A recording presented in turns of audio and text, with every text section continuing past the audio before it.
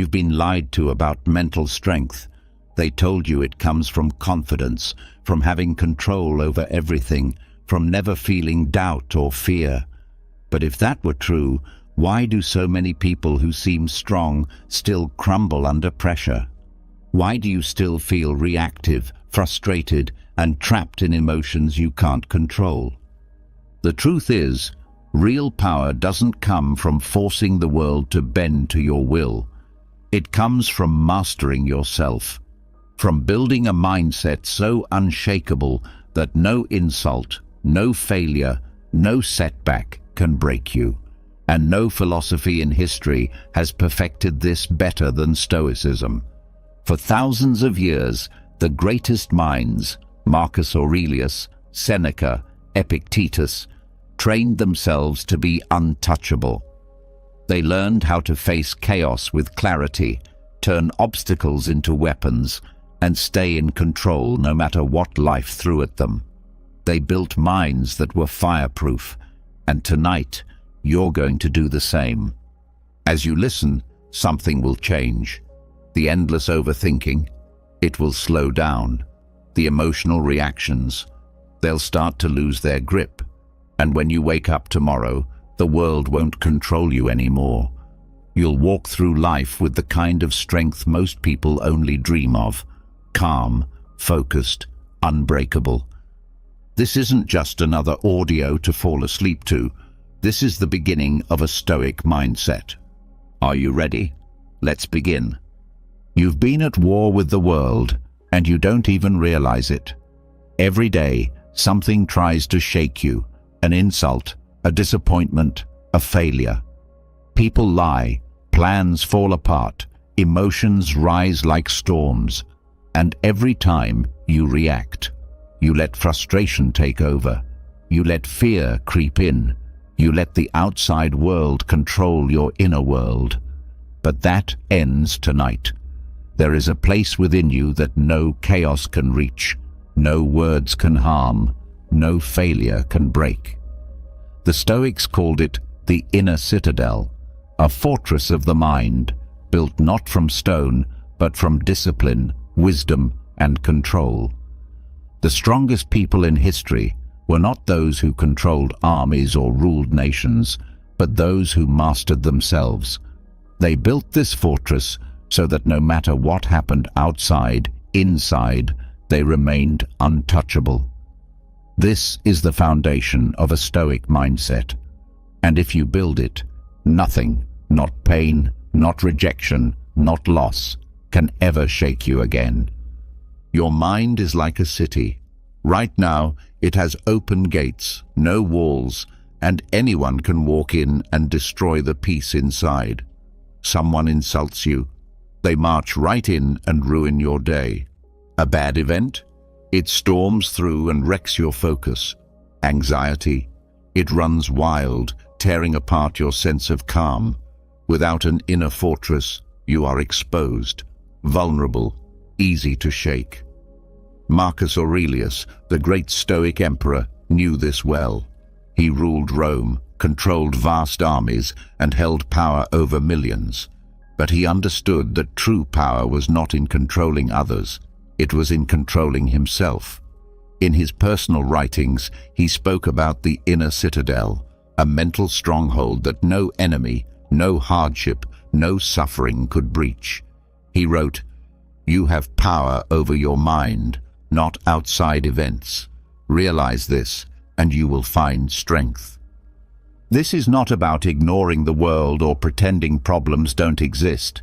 It's about understanding that nothing outside of you has the right to control your peace, unless you allow it to. That's the mistake most people make. They think strength means fighting back, proving themselves, forcing the world to obey their will. But the true warrior is not the one who shouts the loudest or swings the hardest. It's the one who remains unshaken in the face of chaos. A storm may rage outside, but inside there is silence. This is the inner citadel, and this is how you build it. The first step is control over thoughts. The average person lets their mind run wild, chasing every worry, every fear, every doubt. They are prisoners of their own overthinking. But a Stoic trains their mind like a soldier, disciplined, focused, unmoved by distractions. They don't allow useless thoughts to take root because they know that every thought shapes reality. You don't react to the world, you react to your perception of the world. An insult is just words, unless you choose to be offended. A failure is just an event, unless you label it as defeat. Epictetus, a former slave who became one of the greatest Stoic teachers, understood this better than anyone. He lived through suffering most people could never endure. Yet he said, "Men are disturbed not by things, but by the view they take of them." Your interpretation is what gives an event power over you. If you can control that, you control everything. Training your mind means mastering this interpretation. It means catching negative thoughts before they control you. It means recognizing that most problems are only as big as you allow them to be. A weak mind sees obstacles, a strong mind sees opportunities, and a Stoic mind sees nothing but lessons. The second step is emotional discipline. People think emotions are uncontrollable, that anger or sadness just happen. But that's a lie. Every emotion you feel is a choice. You are not a slave to your reactions. You are the one who decides whether they take over or not. The world will always give you reasons to be angry, afraid, or hurt. But no one can make you feel anything without your permission. Seneca, another great Stoic thinker, wrote about the dangers of emotional weakness. He believed that most suffering is self-inflicted, not because bad things don't happen, but because people allow those things to dominate them. He said, "We suffer more in imagination than in reality." How many times have you been consumed by stress over something that never actually happened? How often do you replay past pain as if it's still happening? This is how an untrained mind creates suffering out of thin air. The strongest people don't suppress their emotions. They control them. They don't let anger dictate their actions. They don't let sadness pull them into self-pity. They feel everything, but they decide what to do with it. That is power. That is control. And that is what makes a Stoic untouchable. The third step is detachment. Most people are controlled by external things: money, status, relationships, opinions. They attach their happiness to things outside of themselves, and as a result, they are constantly vulnerable. If they lose money, they lose confidence. If someone disrespects them, they lose their peace. If life doesn't go as planned, they fall apart. A Stoic, on the other hand, detaches. They understand that everything external is temporary: wealth, success, approval, even life itself. They don't own anything, not even their identity, because they know that anything can be taken away. The only thing that is truly theirs is their mind, their character, their fortress. Marcus Aurelius reminded himself daily that everything he loved could disappear at any moment. Not because he was cold or emotionless, but because he wanted to own himself. He knew that if his peace depended on things outside his control, then he was never truly free. This is why Stoics practice what is called negative visualization. They prepare themselves for loss before it happens. They imagine life without their comforts, their loved ones, even their own health. Not to be pessimistic, but to remind themselves that they can survive without these things. That way, if loss ever comes, they are not broken by it. They are ready. Detachment doesn't mean not caring. It means not being owned by what you care about. When you stop clinging to things, you stop fearing their loss. And when you stop fearing, you become untouchable. The final step is voluntary hardship. The world tells you to chase comfort, to avoid struggle, to make life as easy as possible. But this is the fastest way to weaken your mind. A Stoic seeks out discomfort, not because they enjoy suffering, but because they know that without struggle, there is no strength. Seneca advised practicing poverty even when rich.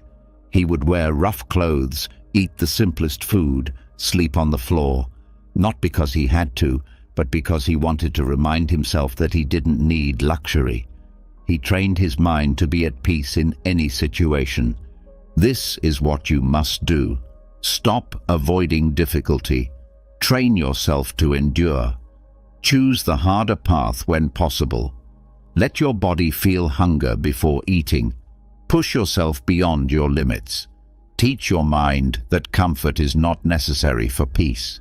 The more you expose yourself to hardship, the stronger you become. When you combine all of this, control over thoughts, emotional discipline, detachment, and voluntary hardship, you become something rare. You become a person who cannot be broken, no matter what happens. Most people are slaves to their circumstances, but you are building something greater, a mind so strong that no storm can shake it, a fortress within yourself that no enemy can breach. This is the inner citadel, and when it is built, nothing, not pain, not loss, not even death, will ever own you again. You've started to build your inner citadel, a mind so strong that no chaos, no failure, no insult can shake it. But strength alone is not enough. A fortress can stand against storms, but what if instead of just enduring them, you could turn them into fuel? What if instead of resisting fate, you could embrace everything, every hardship, every setback, every so-called misfortune, and make it part of your power? This is where most people fail. They fight life. They resist what already is. They waste their energy wishing things were different, complaining about how unfair life is, and drowning in regret over the past. And as a result, they suffer endlessly. The Stoics knew a different way. They called it amor fati, a Latin phrase that means love of fate. Not acceptance, not tolerance, but love. They didn't just put up with the hardships of life. They embraced them fully, as if they had chosen them. Because what is the alternative? Wishing for a different past, fighting against a present that is already unfolding, trying to control a future that is never fully in your hands? That is the mindset of the weak, those who let circumstances decide how they feel, those who suffer because they refuse to accept reality. There is no such thing as a wasted moment when you adopt amor fati. Every experience, whether good or bad, is fuel. Regret becomes pointless. Resentment becomes a waste of time. There is no anger at the past, no fear of what's coming, just complete acceptance of what is and the ability to turn it into something useful. This is not passive surrender. This is the ultimate form of power, taking everything life throws at you and making it your own. Most people see life as something that happens to them. They see difficulties as setbacks, tragedies as proof that the universe is against them, failures as evidence that they were never meant to succeed. The Stoic sees life differently. Everything that happens is exactly what was meant to happen, not because of fate in a mystical sense, but because it did happen. And since it happened, the only rational response is to accept it fully, work with it, and use it to grow. Anything else is delusion. Marcus Aurelius, the Emperor of Rome, could have cursed his fate. He ruled during plagues, wars, betrayals, and endless challenges. But instead of resisting these hardships, he embraced them, writing in his meditations, "A blazing fire makes flame and brightness out of everything that is thrown into it." This is amor fati. Life does not break you, it fuels you. Every difficulty is another log added to the fire of your strength. Regret is one of the most useless emotions. It is the mind arguing with reality, replaying the past as if it could be changed. It is a trap that keeps you frozen, unable to move forward, stuck in a loop of wishing things were different. But the past is gone, untouchable, unchangeable. And yet, most people spend their lives living in it, chained to mistakes, unable to forgive themselves, unable to let go. The Stoics saw regret as nothing more than wasted time. If something is within your control, fix it. If it's not, release it completely. Anything else is self-inflicted suffering.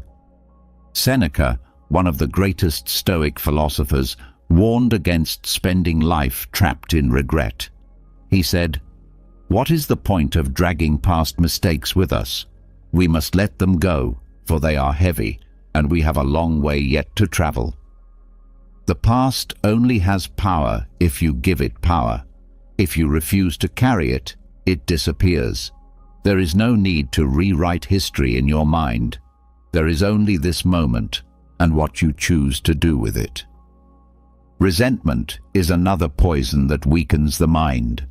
It is the belief that someone else's actions have permanently harmed you, that their betrayal, their words, their mistakes have damaged you in a way that cannot be undone. But the truth is, no one has that kind of power over you unless you allow it.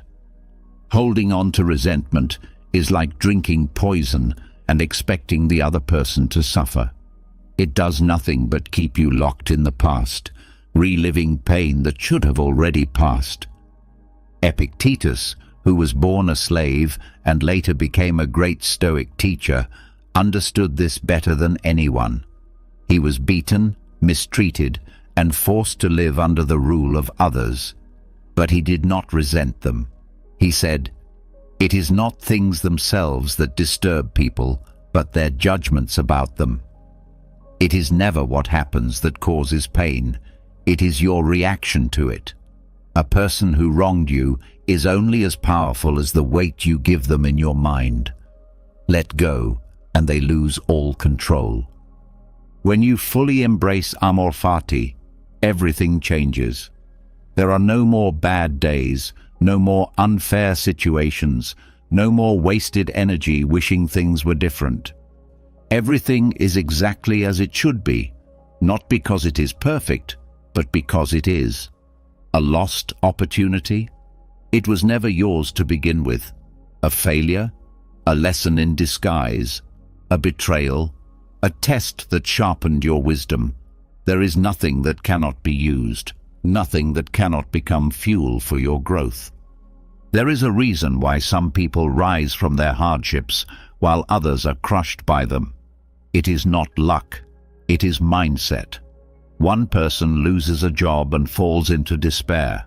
Another loses a job and sees it as the beginning of something better. One person gets rejected and believes they are unworthy.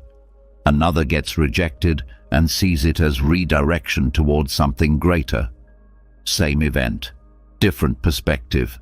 And the perspective is everything. Most people fight life. They resist reality. They complain about how things should have been, how they were wronged, how life isn't fair. But fairness is a human concept. Life is not fair or unfair. It simply is. The sun rises, the seasons change, people come and go, and none of it is personal. The weak take it personally. The strong take it as it comes and make the best of it. The greatest warriors in history lived by amor fati. They understood that there was no use in wishing for easier battles. A true warrior does not complain about the battlefield. They do not wish for a different war. They fight the one in front of them with full acceptance, full presence, and full commitment. They take every hit, every setback, every defeat, and they use it. The same applies to life. There is no alternative version of the life you are living right now. This is it, and your only choice is whether you will resist it or embrace it. Think of the strongest people you know. They are not the ones who had an easy life. They are the ones who suffered, faced obstacles, and kept moving forward. They are the ones who didn't let failure stop them, who didn't let pain define them. They are the ones who took everything life threw at them and made it part of their story, not as victims, but as masters of their own fate. If you embrace amor fati, regret disappears. There is nothing to regret because everything had a purpose. Every mistake, every wrong turn, every painful experience was part of the path that brought you here. And here is exactly where you are meant to be. There is no resentment because there is nothing to hold on to. Those who wronged you only had power in the moment it happened. After that, the only one keeping it alive is you. Letting go is not weakness. It is freedom. Every second spent wishing things were different is a second wasted. Every moment spent resisting reality is a moment lost. The only rational response to life is to take what happens and use it. To turn everything, good or bad, into fuel. To refuse to be a victim of circumstances. To stand up every time you fall, stronger than before. This is amor fati. It is not just a belief. It is a way of living. And once you adopt it, nothing, no regret, no resentment, no hardship, will ever have power over you again. You have begun to reshape your mind. You have started to embrace fate, to stop resisting what already is, and to use everything, good or bad, as fuel for growth. But there is still a trap that can pull you back into weakness, a habit that keeps most people enslaved to their emotions. It happens every single day, in almost every situation, without them even realizing it. They judge too quickly. They react before they understand. They assume before they think. And in doing so, they create their own suffering. The human mind is impulsive. It wants to categorize everything immediately, good or bad, right or wrong, success or failure. Someone looks at you the wrong way, and instantly you assume they are disrespecting you. A plan falls apart, and immediately you think the universe is against you. A person speaks, and before they finish, you've already decided whether they are smart or foolish. But what if you are wrong? What if your first reaction is based on nothing more than emotion? How much stress, how much anger, how many pointless arguments could be avoided if you simply delayed judgment? The Stoics mastered this. They understood that nothing is ever as it first appears. The first thought is often the most emotional, the least rational, and the most dangerous. It is the thought that turns misunderstandings into conflict, that makes small problems feel like disasters, that leads to regretful words and impulsive actions. To be truly in control of the mind, you must learn to pause, to question, and to withhold immediate judgment. Marcus Aurelius wrote, "Give yourself time to learn before speaking or acting. Most things mean nothing unless you decide they do." This is the key. Nothing has meaning except the meaning you give it. An insult is just words. An event is just a moment. A failure is just an experience.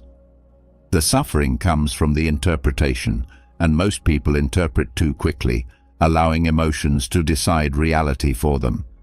There is no strength in reacting. Strength is in restraint. The weak lash out. They respond with anger. They argue over nothing. They let the smallest inconvenience ruin their day. They jump to conclusions, assuming the worst, assuming they know the full story, when in reality, they know nothing.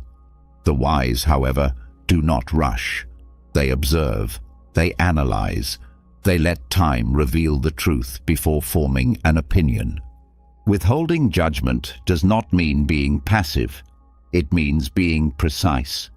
It means waiting long enough to see a situation for what it really is, rather than what your emotions want it to be. How many times have you thought someone was attacking you only to later realize they weren't? How often have you assumed failure only to later see that it led to success? How many friendships, opportunities, and moments of peace have been lost because of a reaction made in haste? Epictetus taught that there is a space between an event and your reaction to it, and in that space is your power. If you train yourself to extend that space, to delay your response, you gain control over yourself in a way most people never will. You stop being a puppet controlled by emotions, yanked in every direction by impulse. You become a master of your own mind. The modern world encourages speed, fast opinions, fast decisions, fast reactions. Social media rewards outrage. People argue without thinking, respond without understanding, and make assumptions before gathering facts. The result is chaos, both in the world and in their own minds. But speed is the enemy of wisdom. No great decision was ever made in a rush. No lasting peace was ever built through impulse. The wisest minds in history were not the loudest, not the fastest to respond, but the most patient. Seneca said, "Nothing is as it first appears. The mind must be trained to see beyond the surface." Most of life's problems are not caused by events themselves, but by the immediate emotional response to those events.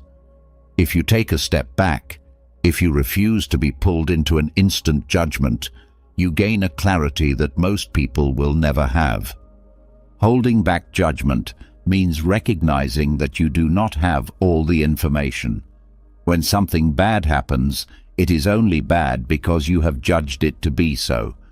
But how many so-called bad things in life turned out to be blessings in disguise? How many perceived failures led to success? How many losses cleared the path for something greater? What you call a setback today might be the best thing that ever happened to you a year from now. There is a story of a farmer whose horse ran away. His neighbors said, "What bad luck." He simply said, "Maybe."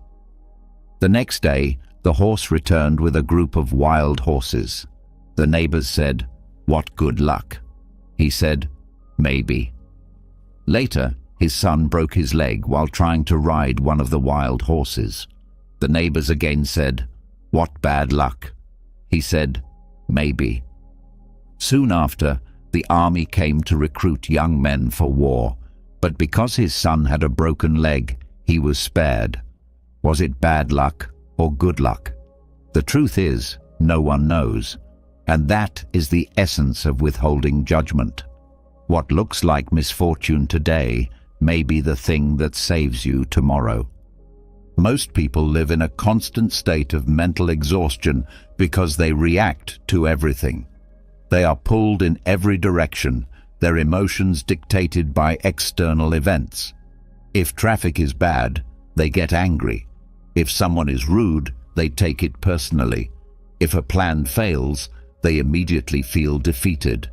But a Stoic remains calm, not because they do not care, but because they do not allow first impressions to control them. They pause, they observe, they decide for themselves whether something is truly worth their energy. A simple practice can change everything. The next time something upsets you, do nothing, say nothing, withhold judgment, allow time to pass before forming an opinion. Watch how the intensity of the emotion fades. What seemed urgent in the moment will often seem meaningless an hour later, a day later, a week later. And if it still matters after time has passed, then you will approach it with a clear mind, not with blind emotion. Great leaders, thinkers, and warriors have always understood this. The greatest generals do not charge into battle without strategy. The wisest judges do not make rulings based on emotion. The most powerful people do not waste their strength reacting to every slight, every inconvenience, every unexpected turn. They conserve their energy. They act only when necessary. A weak mind is controlled by others. If someone insults you and you react, they have won. They have controlled your emotions. If something unexpected happens and you panic, you have already lost. The world will not always go your way. People will be rude. Things will fail. The unexpected will happen. But nothing has the power to disturb you unless you give it that power. The pause between event and reaction is where mastery lies. The ability to hold back judgment, to wait, to let emotions settle before responding, that is real strength. It is the difference between wisdom and foolishness, between control and chaos. The next time you feel the urge to react, stop. Let the moment pass. Ask yourself, do I truly understand this situation? Do I have all the facts? Is this worth my energy? Withholding judgment is not weakness. It is the ultimate sign of self-control. It means you are no longer ruled by impulse, no longer a slave to emotions, no longer easily manipulated by the words and actions of others. It means you have become something rare, a person who does not allow the world to dictate their peace, a person who sees clearly, thinks deeply, and moves with purpose. This is the Stoic way, and once you master it, nothing and no one will ever control you again. You have begun to break free from the chains of immediate judgment, no longer allowing your first reaction to dictate your reality. This control over your perception is a major step toward mastering your mind. But there is another hidden enemy: expectations. People expect too much from the world, from others, from themselves. They create an image of how life should be, and when reality doesn't match, they feel frustrated, disappointed, even angry. It is not life that hurts them. It is the gap between expectation and reality that creates suffering. The mind is constantly setting conditions for happiness. I will be happy if this person treats me a certain way. I will feel good about myself if I succeed at this goal. I will enjoy my day if everything goes according to plan. But what happens when people don't behave the way you expect? When success takes longer than you thought? When plans fall apart? If your happiness is dependent on these things, you will always be at the mercy of forces outside your control. And what is that, if not weakness? The Stoics understood this deeply. True power comes not from controlling the world, but from controlling your reaction to it. And the fastest way to free yourself from unnecessary suffering is to expect nothing and appreciate everything. Most people do the opposite. They expect everything and appreciate nothing. They take their health for granted until it fails. They assume their relationships will always be there until they lose them. They complain about their job until they are unemployed. They believe the world owes them something, and when life does not meet their expectations, they feel cheated. But life owes you nothing. No one owes you kindness, success, or fairness.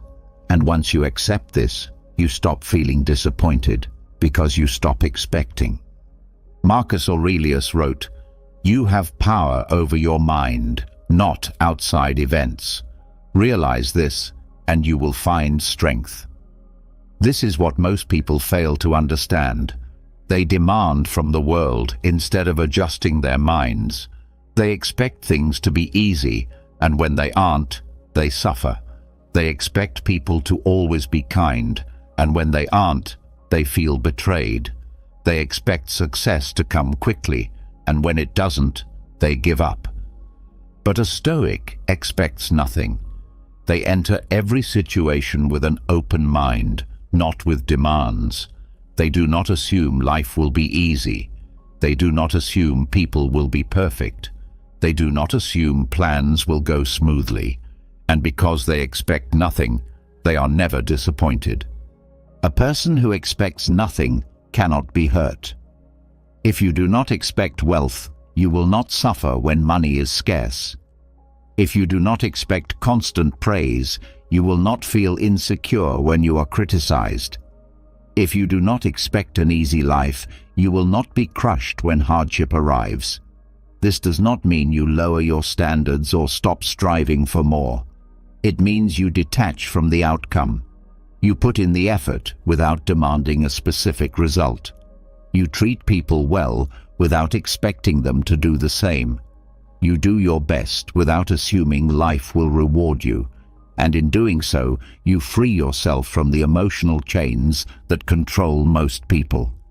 Seneca warned against placing happiness in external things, saying, "It is foolish to expect the world to treat you as you wish, rather than accepting it as it is." Every moment, reality is unfolding in ways beyond your control. You can fight it, resist it, demand that it change, or you can align yourself with it. The person who expects life to be different than it is wastes energy in conflict with the inevitable. The person who accepts things as they are moves forward, adjusts, and remains unshaken. The other half of this equation is appreciation. Most people go through life blind to what they already have. They obsess over what they lack, what is missing, what has not yet arrived. They assume happiness is always in the future, tied to something they don't yet possess. But true freedom comes from training the mind to see what is already here, to find value in what is already present. Gratitude is not just a feel-good practice. It is a weapon against the mind's tendency to focus on the negative. It is a direct counter to expectations. When you appreciate everything, you need nothing. There is nothing weak about gratitude.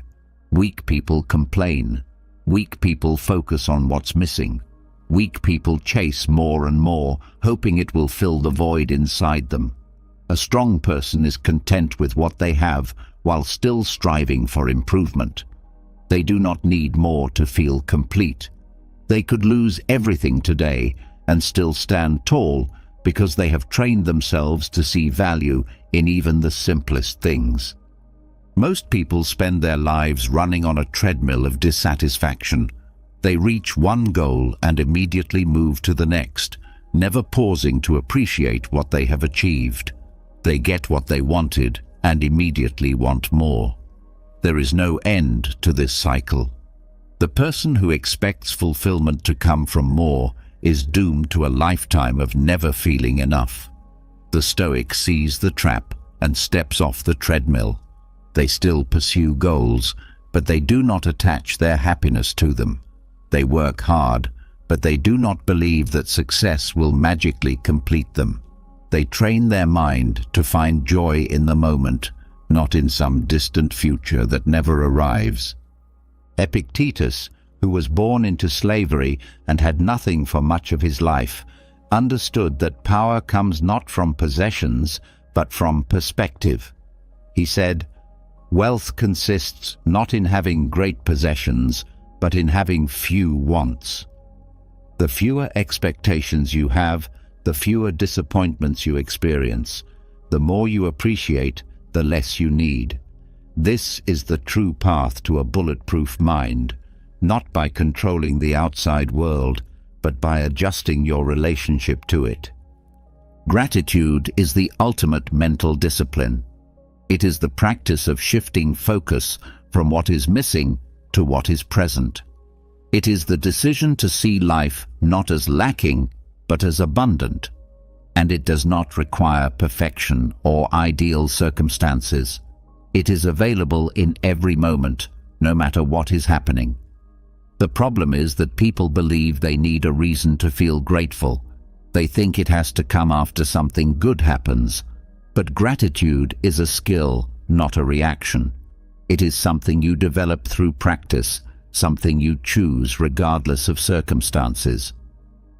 There are people who have everything and feel empty, and there are people who have little and feel fulfilled. The difference is not what they have, it is how they see it. The mind that is always looking for more will never rest. The mind that learns to see what is already there will never be lacking. The person who walks through life expecting nothing, needing nothing, and appreciating everything is the person who is truly free. They do not need approval because they already accept themselves. They do not need constant success because they already find value in the effort. They do not demand perfect relationships because they understand that people are flawed and love them anyway. This is how you build an indestructible mindset. Most people suffer because they have placed their happiness in things beyond their control. They expect certain outcomes. They expect people to act a certain way. They expect life to go as planned. And when it doesn't, they feel cheated. But what if they had expected nothing? What if they had approached every situation with an open mind instead of demands? They would have saved themselves years of frustration, disappointment, and suffering. Gratitude is not just a virtue, it is a survival tool. It is the only way to counteract the mind's tendency to always seek more, to always expect, to always feel like something is missing. It is the antidote to disappointment, the shield against entitlement, the weapon against the belief that happiness is always just out of reach. When you master it, you stop chasing, you stop waiting, you stop feeling like life owes you anything. You simply take what is given and make the most of it. The strongest people in history were not those who had the most, but those who needed the least. The warriors, the philosophers, the survivors. They did not demand that life be easy. They did not expect comfort, fairness, or perfection. They trained themselves to endure whatever came, to find value in every moment, to be grateful even in hardship. This is real power. Not the power to control the world, but the power to control your response to it. Expect nothing. Appreciate everything. When you master this, you become untouchable. There is no disappointment, only adaptation. There is no resentment, only understanding. There is no chasing, only presence. This is the Stoic way. And once you embrace it, no setback, no failure, no unexpected turn in life will ever break you again.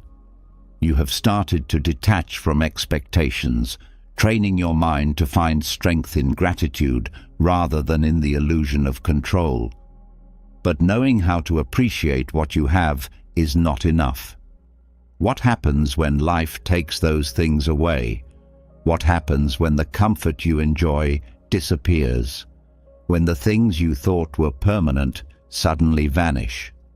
Most people crumble. They panic, they suffer, they feel helpless. Not because the loss is unbearable, but because they never prepared for it.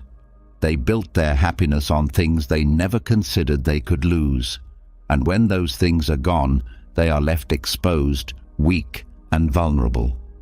This is why the Stoics did not wait for misfortune to strike before facing it. They practiced it.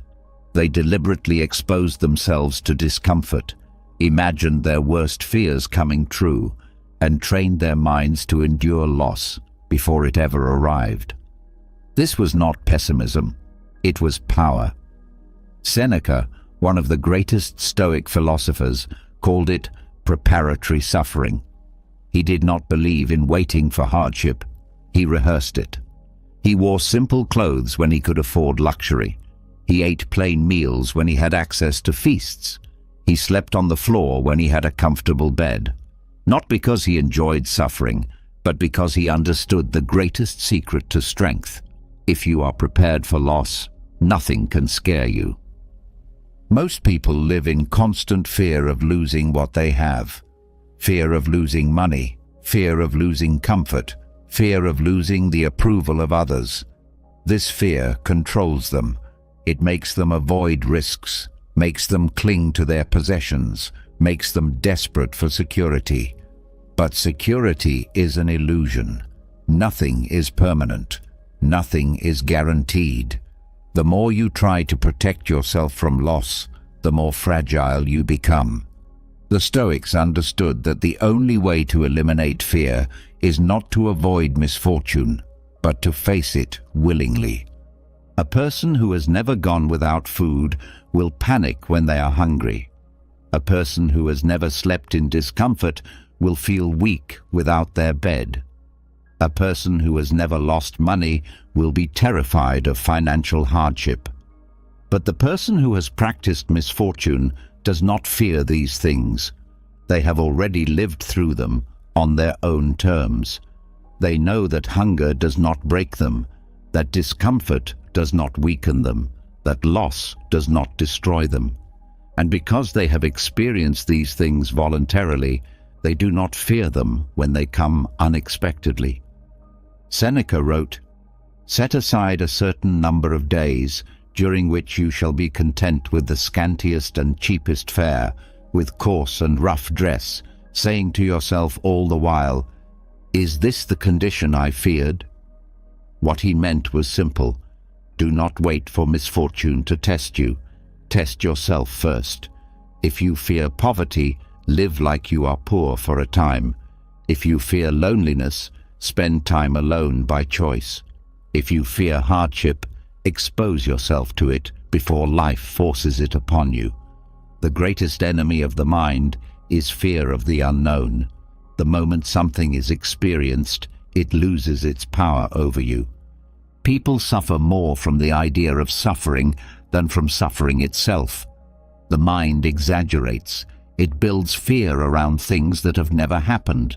It turns discomfort into a nightmare. But when you face it, when you step into it willingly, you realize that most of what you feared was just an illusion.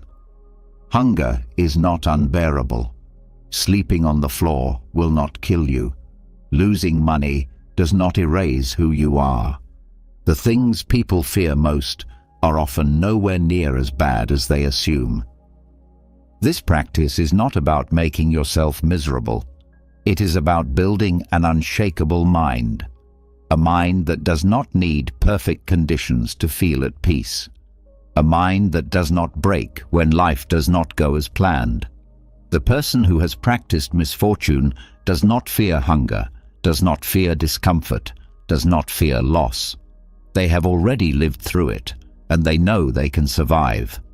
This mindset creates a rare kind of confidence, the confidence of knowing that no matter what happens, you will be fine. If wealth disappears, you will not panic. If relationships end, you will not collapse. If life takes everything away, you will not beg for it back, because you never built your strength on comfort. You built it on your ability to endure. History is full of examples of great leaders, warriors, and thinkers who practiced misfortune to build their strength. Roman generals would sleep in the dirt before battle, even when they had tents. Samurai warriors would go without food for days, even when they had plenty. Philosophers would deliberately embrace discomfort, training their minds to stay sharp under any condition. These were not acts of self-punishment. They were acts of preparation. A person who has been through voluntary hardship does not panic when hardship comes. They have already rehearsed it. In today's world, most people do the opposite. They seek comfort at all costs. They avoid inconvenience.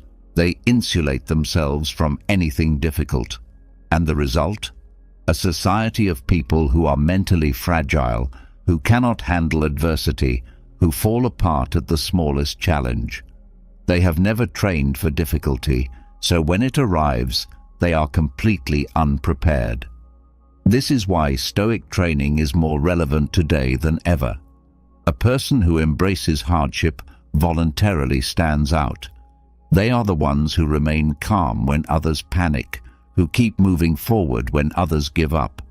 They are the ones who can endure anything because they have already faced it by choice. There is a reason why successful athletes push themselves beyond their limits in training.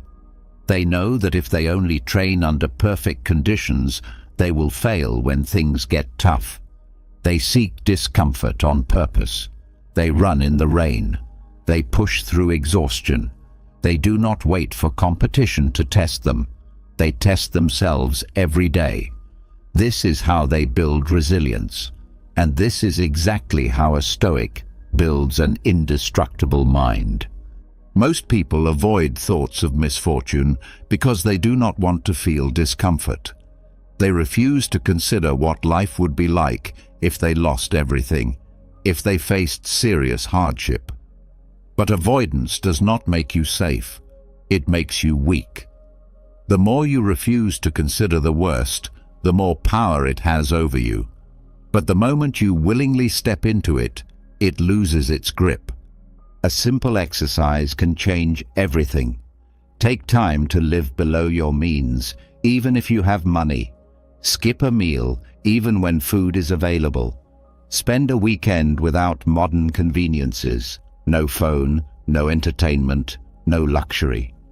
Expose yourself to the discomforts you fear, and then ask yourself, was this really so bad? You will realize something powerful. Almost everything you fear is survivable, and if it is survivable, it is not worth fearing. Most people chase security their whole lives. They want guarantees, insurance against every possible hardship. But security is an illusion. No amount of money, no relationship, no perfect plan can truly protect you from the unexpected. The only real security is internal. It is knowing that no matter what happens, you have the strength to endure it. This is why the Stoics practiced misfortune, not to suffer, but to become unshakable. If you train yourself to live with less, you will never be desperate for more. If you teach yourself to endure discomfort, you will never fear its arrival. If you prepare yourself for the worst, you will never be broken by it. The strongest minds in history were not built in comfort. They were built through hardship, through challenge, through voluntary suffering. This is what makes a person invincible, not their wealth, not their status, but their ability to withstand anything. Seneca warned, "No man is more unhappy than he who never faces adversity, for he is not permitted to prove himself."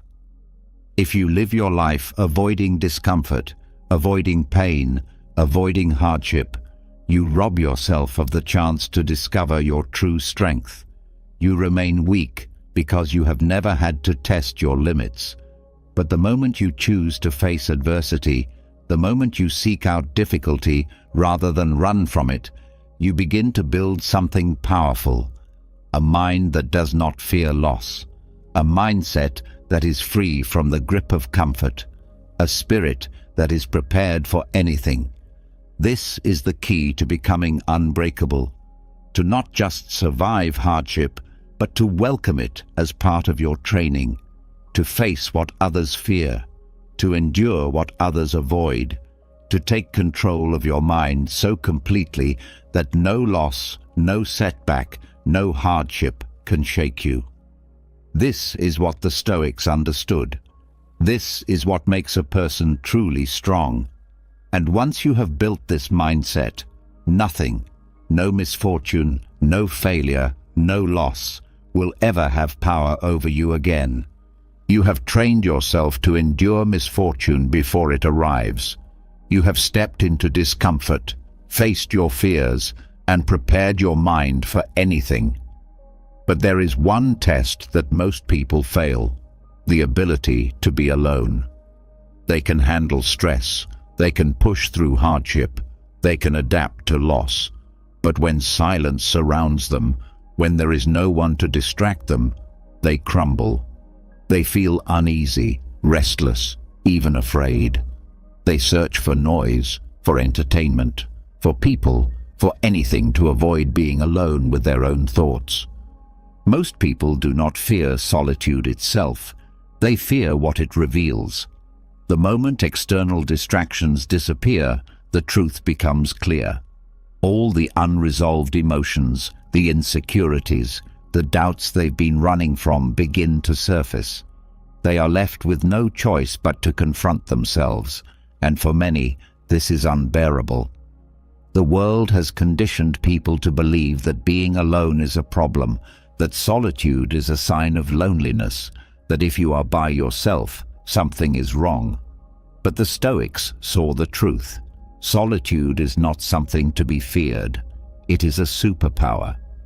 Marcus Aurelius ruled an empire, surrounded by advisors, soldiers, and constant demands. Yet he wrote, "Nowhere can man find a quieter or more untroubled retreat than in his own soul." He understood what most people never will, that the ability to be alone, without fear, without distress, is the foundation of inner strength. The person who depends on others to feel whole is weak. They are at the mercy of relationships, of social approval, of constant validation.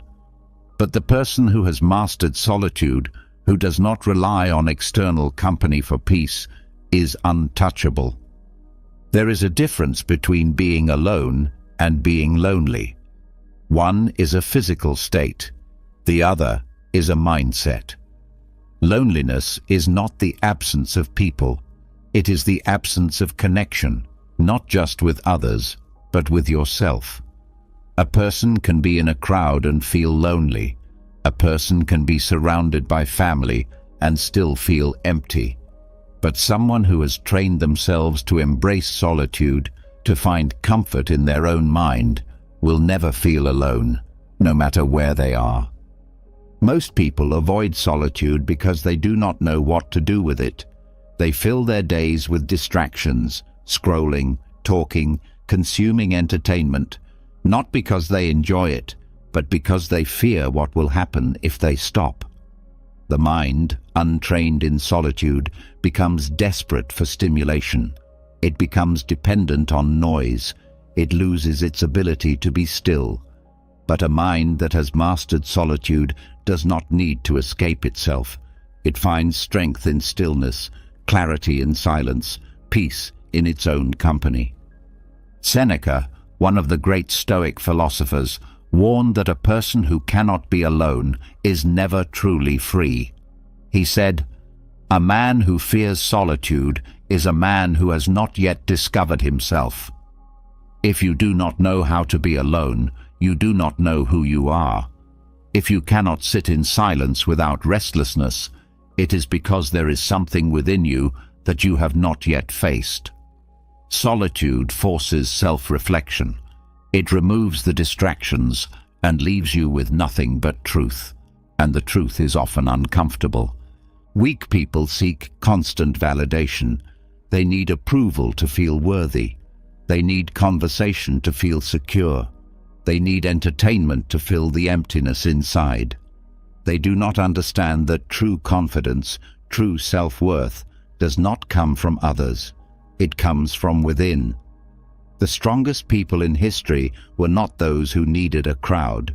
They were those who could walk alone, unshaken, completely at peace with themselves. The reason solitude is so powerful is that it exposes the mind to itself. It shows you your weaknesses, your fears, your hidden insecurities. It forces you to confront the thoughts you have been avoiding. This is why most people run from it. They would rather distract themselves than face what is inside. But the Stoic does not run. The Stoic welcomes solitude as training, as a way to sharpen the mind, to strengthen the soul, to build independence. People mistake solitude for isolation, but they are not the same. Isolation is being cut off from the world against your will. Solitude is a choice. It is the ability to be completely content in your own presence.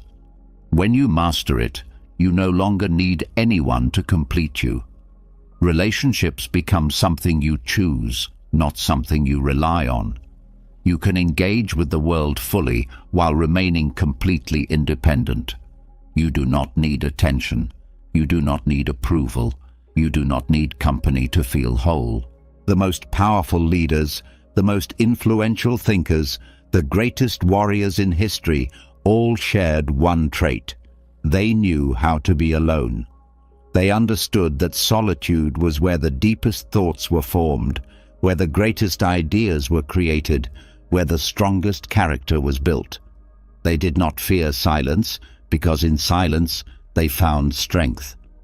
If you cannot be alone, you are not free. You are chained to the need for others, to the need for distraction, to the fear of facing yourself. But when you embrace solitude, you gain something rare: absolute independence. You become someone who can stand alone without feeling lost, someone who can find peace without seeking it from others, someone who is whole without external validation. The greatest test of mental strength is not how much you can endure from the outside world. It is how much you can endure in the absence of it. If you can be alone, truly alone, without feeling anxious, without feeling restless, without needing constant input from the outside world, you have reached a level of control that few ever attain. The Stoics trained for this. They would retreat into solitude, not as an escape, but as preparation.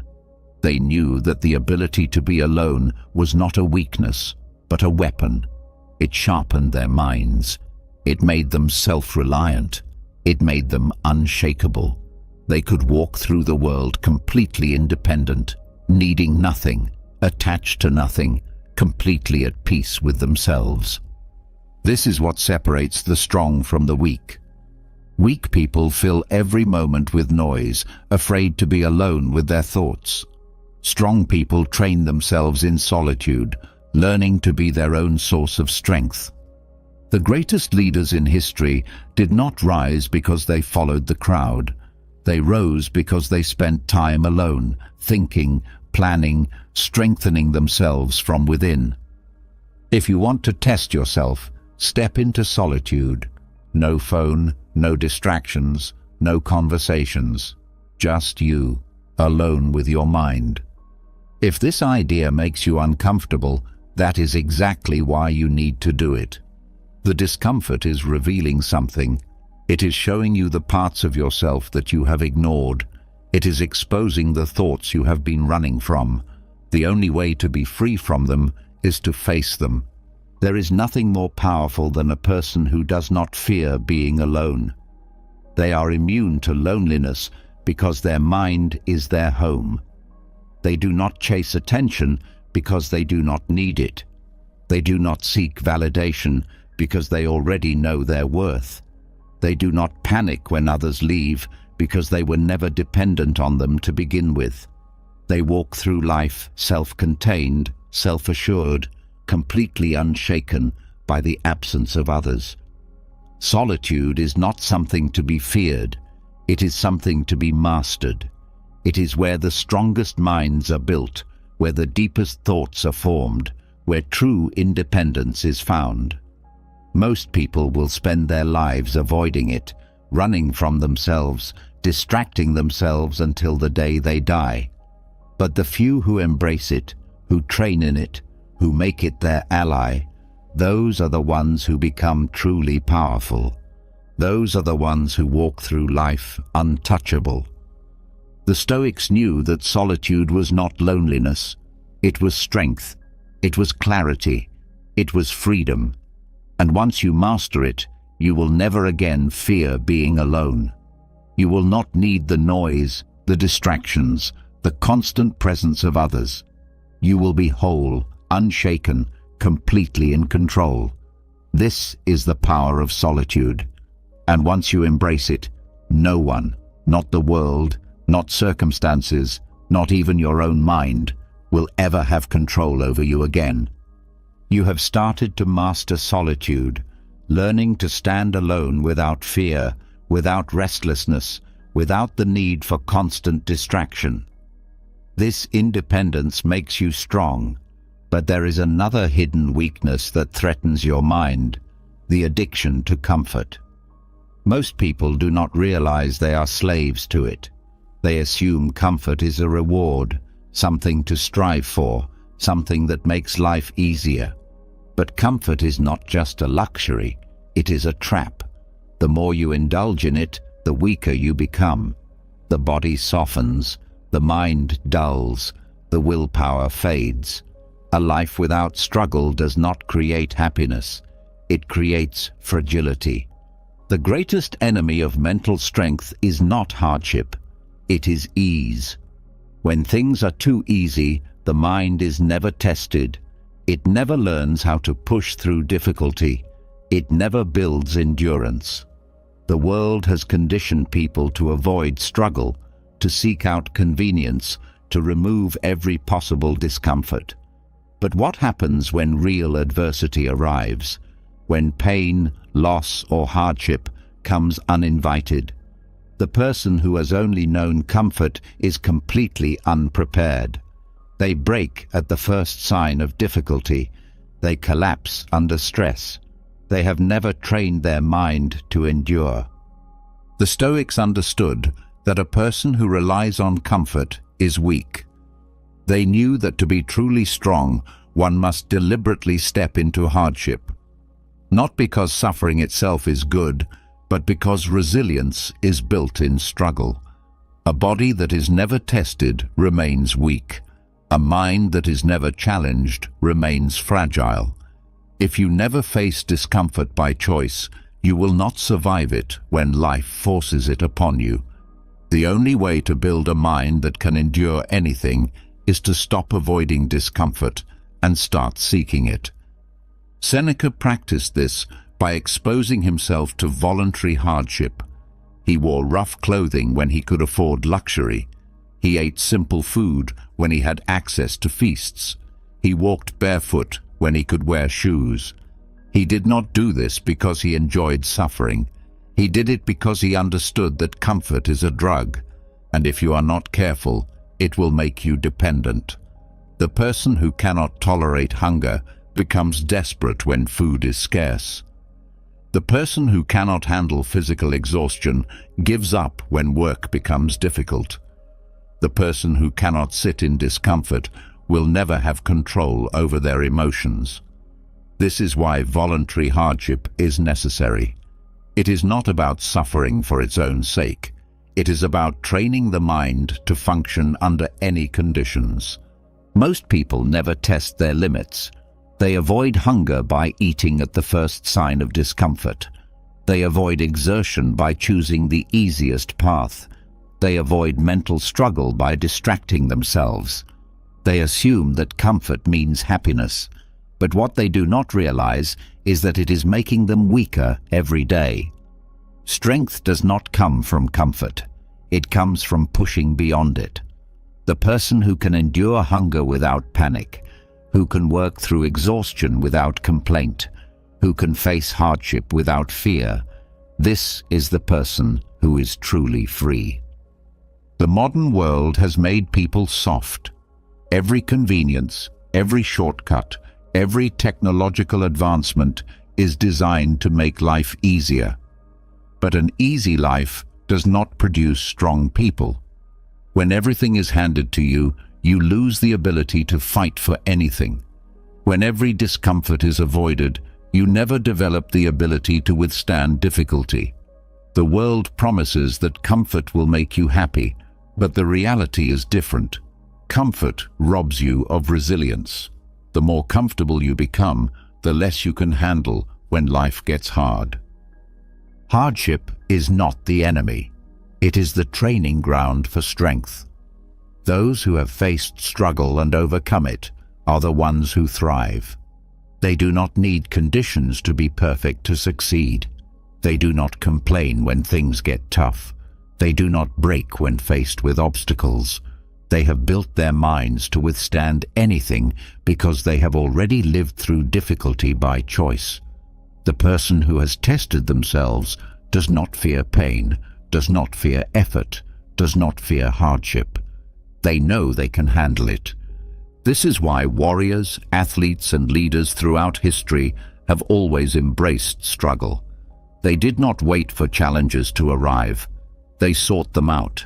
They knew that training under hard conditions made them ready for anything. A soldier does not prepare for battle by sitting in comfort. They push themselves beyond their limits, exposing themselves to exhaustion, stress, and discomfort, so that when real war arrives, they are ready. Life is no different. If you have never exposed yourself to difficulty, you will not be ready when it comes. Epictetus, who was born into slavery and faced extreme hardship, understood this better than anyone. He said, "Difficulties are what show men what they truly are. If you want to see what kind of person you are, look at how you handle discomfort. If the smallest inconvenience ruins your day, you are weak. If hunger, tiredness, or stress makes you angry, you are not in control. If you panic when things do not go your way, you have not built endurance. True power comes from conditioning yourself to be unaffected by hardship. The fastest way to build this endurance is to expose yourself to voluntary hardship. Wake up early, even when you don't want to.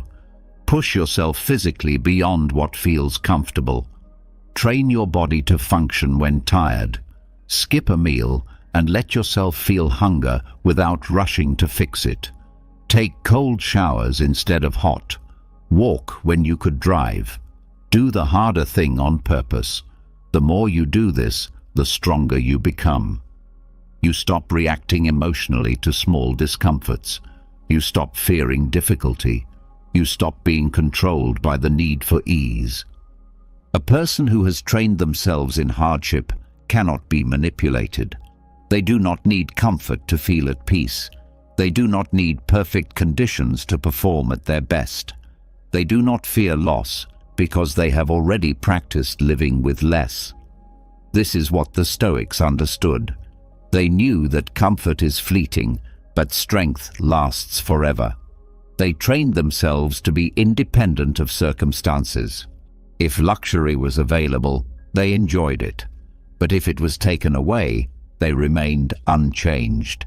This is the ultimate freedom, not needing comfort, not fearing hardship, not being controlled by external conditions.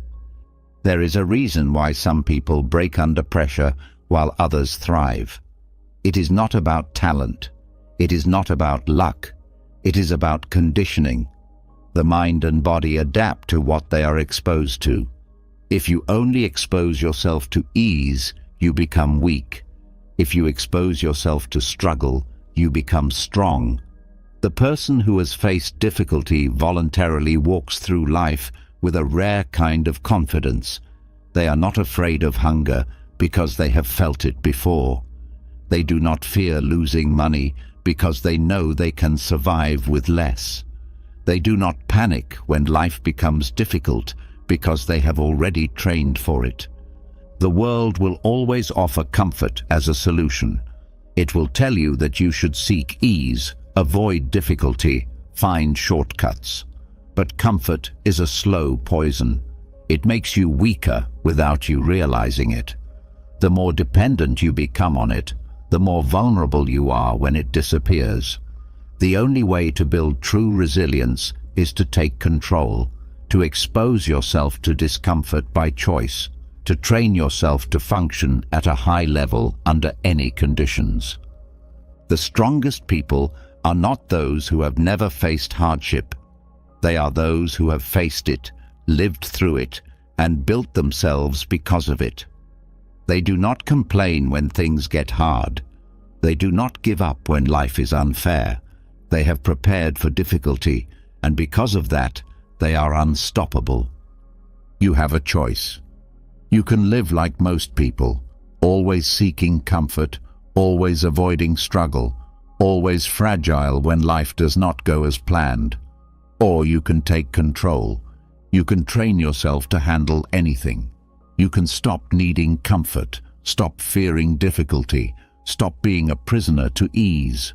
And when you do, You will walk through life with a mind that cannot be broken, with a body that does not quit, with a spirit that remains strong no matter what happens. The Stoics understood this, and now so do you. Comfort is a lie. Strength is built in hardship. If you embrace this, if you train yourself, if you expose yourself to discomfort willingly, you will reach a level of resilience that most people will never understand. You will not need luxury, approval, or ease. You will have built something greater, an unshakable mind that can endure anything. You have broken free from the addiction to comfort, trained your mind to endure hardship, and strengthened your ability to handle difficulty.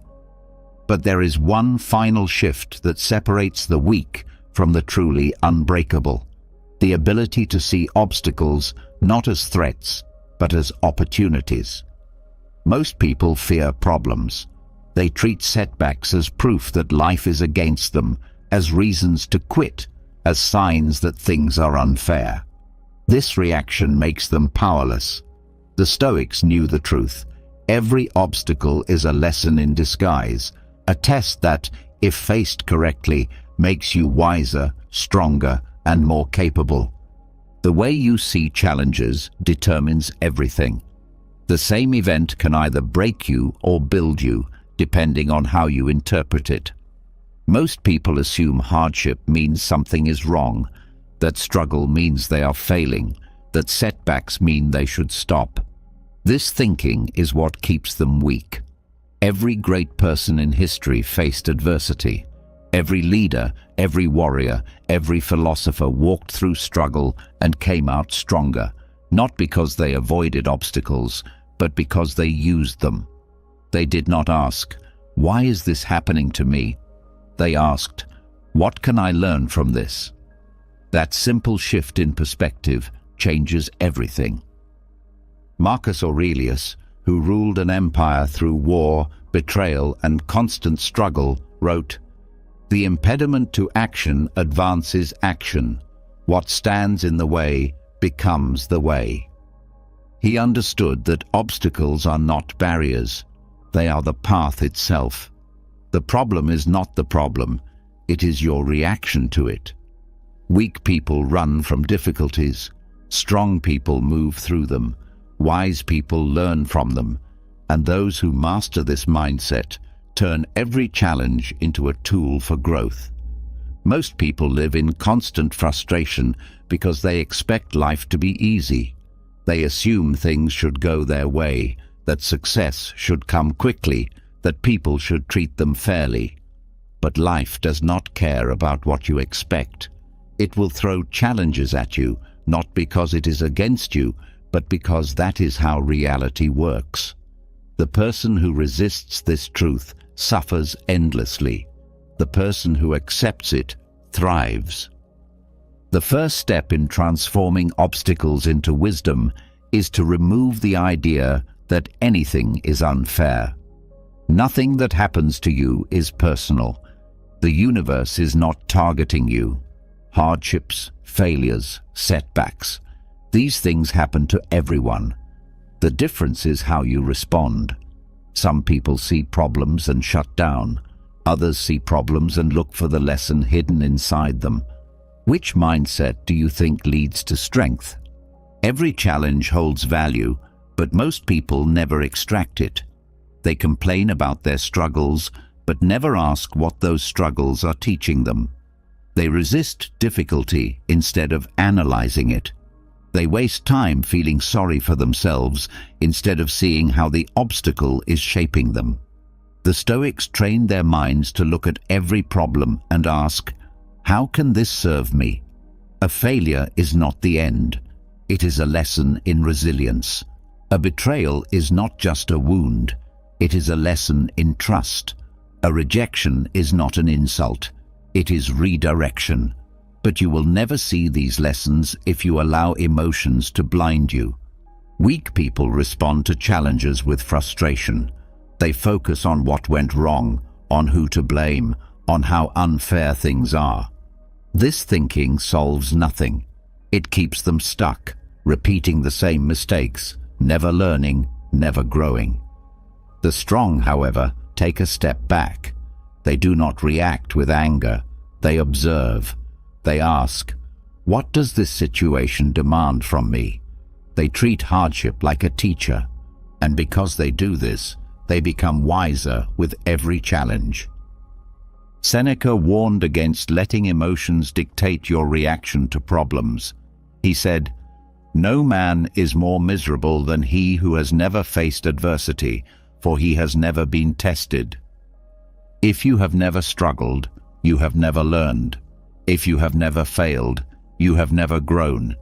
If you have never been challenged, you have never been given the chance to become stronger. Struggle is not something to be avoided. It is something to be used. The greatest minds in history all shared this perspective. Thomas Edison failed thousands of times before inventing the light bulb. Most people would have quit after a few failures, but he saw each failure as data, as necessary steps towards success. He said, "I have not failed. I have just found 10,000 ways that do not work." That mindset is what separates those who succeed from those who stay stuck. It is not intelligence. It is not luck. It is the ability to see obstacles as necessary parts of the process. People often believe that struggle means they are doing something wrong, but struggle is often proof that you are on the right path. Anything worth achieving requires difficulty. Any real transformation demands effort. If you are facing hardship, it does not mean you are failing. It means you are in the process of becoming stronger. The weak avoid this process. They look for the easy way out. But the easy way never leads to greatness. The mind must be trained to see setbacks as challenges, not as defeats. If you get knocked down, that is not failure. That is feedback. If something does not go as planned, that is not a sign to quit. That is a sign to adjust. Every struggle is a puzzle waiting to be solved, but most people never solve it because they are too focused on complaining about the problem instead of finding the answer. The Stoics refused to waste energy on frustration. They spent their time looking for solutions, for lessons, for wisdom in difficulty. There is an ancient story of a king who placed a large boulder in the middle of a road to see how his people would react. Some complained about the obstacle. Some turned around and gave up. Others stood in frustration, waiting for someone else to remove it. But one man approached it differently. He examined the boulder, thought about how to move it, and found a way to push it aside. When he did, he found a bag of gold hidden beneath it. The lesson was clear. The obstacle was the path. The reward was for the one who faced it instead of avoiding it. Most people live their lives like the ones who complain, like the ones who wait for someone else to remove the challenge. They see problems and shut down. They focus on how difficult things are instead of looking for the opportunity hidden inside. But those who train their minds to seek the lesson, to embrace struggle, to move through difficulty instead of running from it, those people gain something invaluable. They become people who can handle anything. This shift in mindset does not happen overnight. It requires practice. The next time something goes wrong, catch yourself before you react emotionally. Do not ask, "Why is this happening to me?" Ask, "What can I learn from this?" Do not dwell on frustration. Look for the lesson. If you do this consistently, you will notice something. Problems stop feeling like problems. They become part of the process. They become stepping stones instead of roadblocks. The world is full of people who crumble under pressure, who give up at the first sign of resistance, who complain instead of adapt. Do not be one of them. Train yourself to see struggle as training.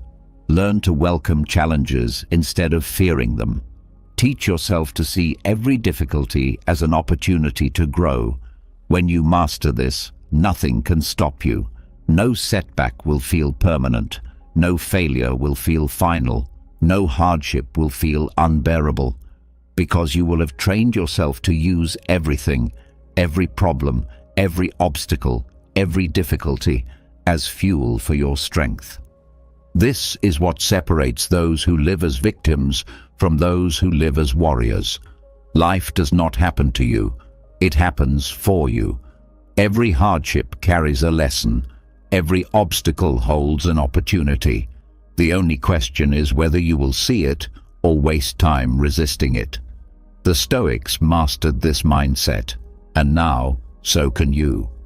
Once you train yourself to see problems as lessons, to face difficulties with wisdom instead of frustration, you become untouchable. Nothing will break you. Everything will make you stronger. And that is how you turn obstacles into wisdom. You have learned to turn obstacles into wisdom, to extract lessons from every hardship, to see challenges as tools for growth rather than burdens to avoid. But there is something deeper that must be confronted, something that quietly fuels frustration, disappointment, and suffering. It is the hidden force behind most emotional pain, the silent source of stress, the invisible chain that keeps people trapped in their own minds. It is the ego. Most people do not realize how much their ego controls them. They believe their suffering comes from external events, failure, rejection, criticism, setbacks. But beneath all of these reactions is one thing: the belief that they are more important than they truly are, that the world should go their way, that people should treat them a certain way, that they should always succeed, always be respected, always be recognized. This is the illusion that keeps people trapped, and the Stoics knew the way out. The secret to true peace is realizing how insignificant you truly are, not in a way that makes you feel worthless, but in a way that sets you free. You are a single person in a world of billions, living on a planet that is a speck in the vastness of the universe. The things that seem so massive, your problems, your failures, your insecurities, are nothing in the grand scheme of existence. The moment you accept this, stress loses its grip, pressure disappears, the weight of expectation vanishes, because you no longer see yourself as the center of everything. Marcus Aurelius ruled the most powerful empire on earth, yet he constantly reminded himself of his own smallness. He wrote, "Soon you will be forgotten, just as those before you have been forgotten. All that we do is dust in the wind." He understood that no matter how much power he had, no matter how much he achieved, time would erase it all. And instead of fearing this, he embraced it. Because when you accept that nothing lasts forever, you stop clinging, you stop stressing, you stop demanding that the world shape itself around you. Most people live under constant pressure because they believe their lives must be extraordinary, that they must be admired, that they must leave a permanent mark. But this belief is a trap. The truth is, almost everything you worry about is temporary. The failures that seem unbearable now will be forgotten. The opinions of others will fade. The goals you obsess over will mean little when viewed from a broader perspective. Realizing your smallness does not make you weak. It makes you untouchable. Because when you let go of the need to be important, you let go of the emotions that come with it. Ego makes people fragile. It makes them react to every insult. It makes them desperate for approval. It makes them fear failure, because failure threatens the image they have of themselves. But the person who has tamed their ego does not need validation. They do not need to prove anything. They do not crumble when things go wrong. They do not take themselves so seriously that every setback feels like an attack. Seneca warned against attaching too much importance to the self. He said, What need is there to weep over parts of life? The whole of it calls for tears. He was not saying life is meaningless. He was saying that everyone suffers, everyone struggles, everyone is temporary. Your hardships are not unique. Your struggles are not special. The things that feel overwhelming to you now have been experienced by countless others before you, and they will be experienced by countless others after you. Accepting this does not diminish your existence. It liberates you from unnecessary suffering. When you let go of ego, you let go of entitlement. You stop expecting people to treat you a certain way. You stop believing the world owes you comfort. You stop feeling offended when things do not go your way. Most people are exhausted because they take everything personally. They assume that failures define them, that other people's opinions matter, that every inconvenience is an attack on their importance. But when you remove yourself from the center of everything, all of this stress disappears. You are just one piece of a much larger existence, and when you realize this, life becomes lighter. Epictetus, who was born into slavery and later became one of the greatest Stoic teachers, understood that ego is an illusion. He said, "You are a soul carrying a corpse." He meant that you are not as permanent as you think. Your identity, your status, your achievements, all of it will eventually be reduced to nothing. And instead of fearing this, you should use it as a tool for peace. When you realize how little your struggles truly matter in the grand scheme of things, they stop feeling so overwhelming. Most people chase importance because they believe it will bring them happiness. They think if they achieve enough, if they are respected enough, if they are known enough, they will feel at peace. But history is full of powerful, successful people who were miserable, trapped in their own expectations, crushed by the weight of their own ego. Peace does not come from being important. It comes from realizing you do not need to be. The strongest people are not those who constantly seek recognition. They are the ones who move through life without needing it. They work hard because they choose to, not because they want applause. They pursue excellence for themselves, not for the validation of others. They are not controlled by the desire to be admired, to be remembered, to be seen as special. And because of this, they are free. Ego creates fear, fear of being judged, fear of being forgotten, fear of not measuring up. But the truth is, most people are too consumed with their own lives to be thinking about you. The opinions you worry about today will not matter in a year. The mistakes you obsess over will not be remembered. The people whose approval you crave are dealing with their own insecurities. And once you accept this, you stop trying so hard to impress others. You stop caring about things that do not serve you. You stop seeking approval and start seeking truth. The great minds of history did not waste time feeding their ego. They were too busy working, too focused on learning, too dedicated to self-mastery. The Stoics did not chase fame. They did not seek glory. They understood that all of it was temporary, that no amount of recognition could bring true fulfillment. And because of this, they lived with a kind of peace that most people will never know. If you want to free yourself from stress, let go of the need to be significant. Stop taking everything personally. Stop assuming that the world revolves around you. Stop attaching your worth to achievements, status, or approval. You are not here to be remembered. You are here to live fully, to learn, to grow, to experience life without the burden of ego weighing you down.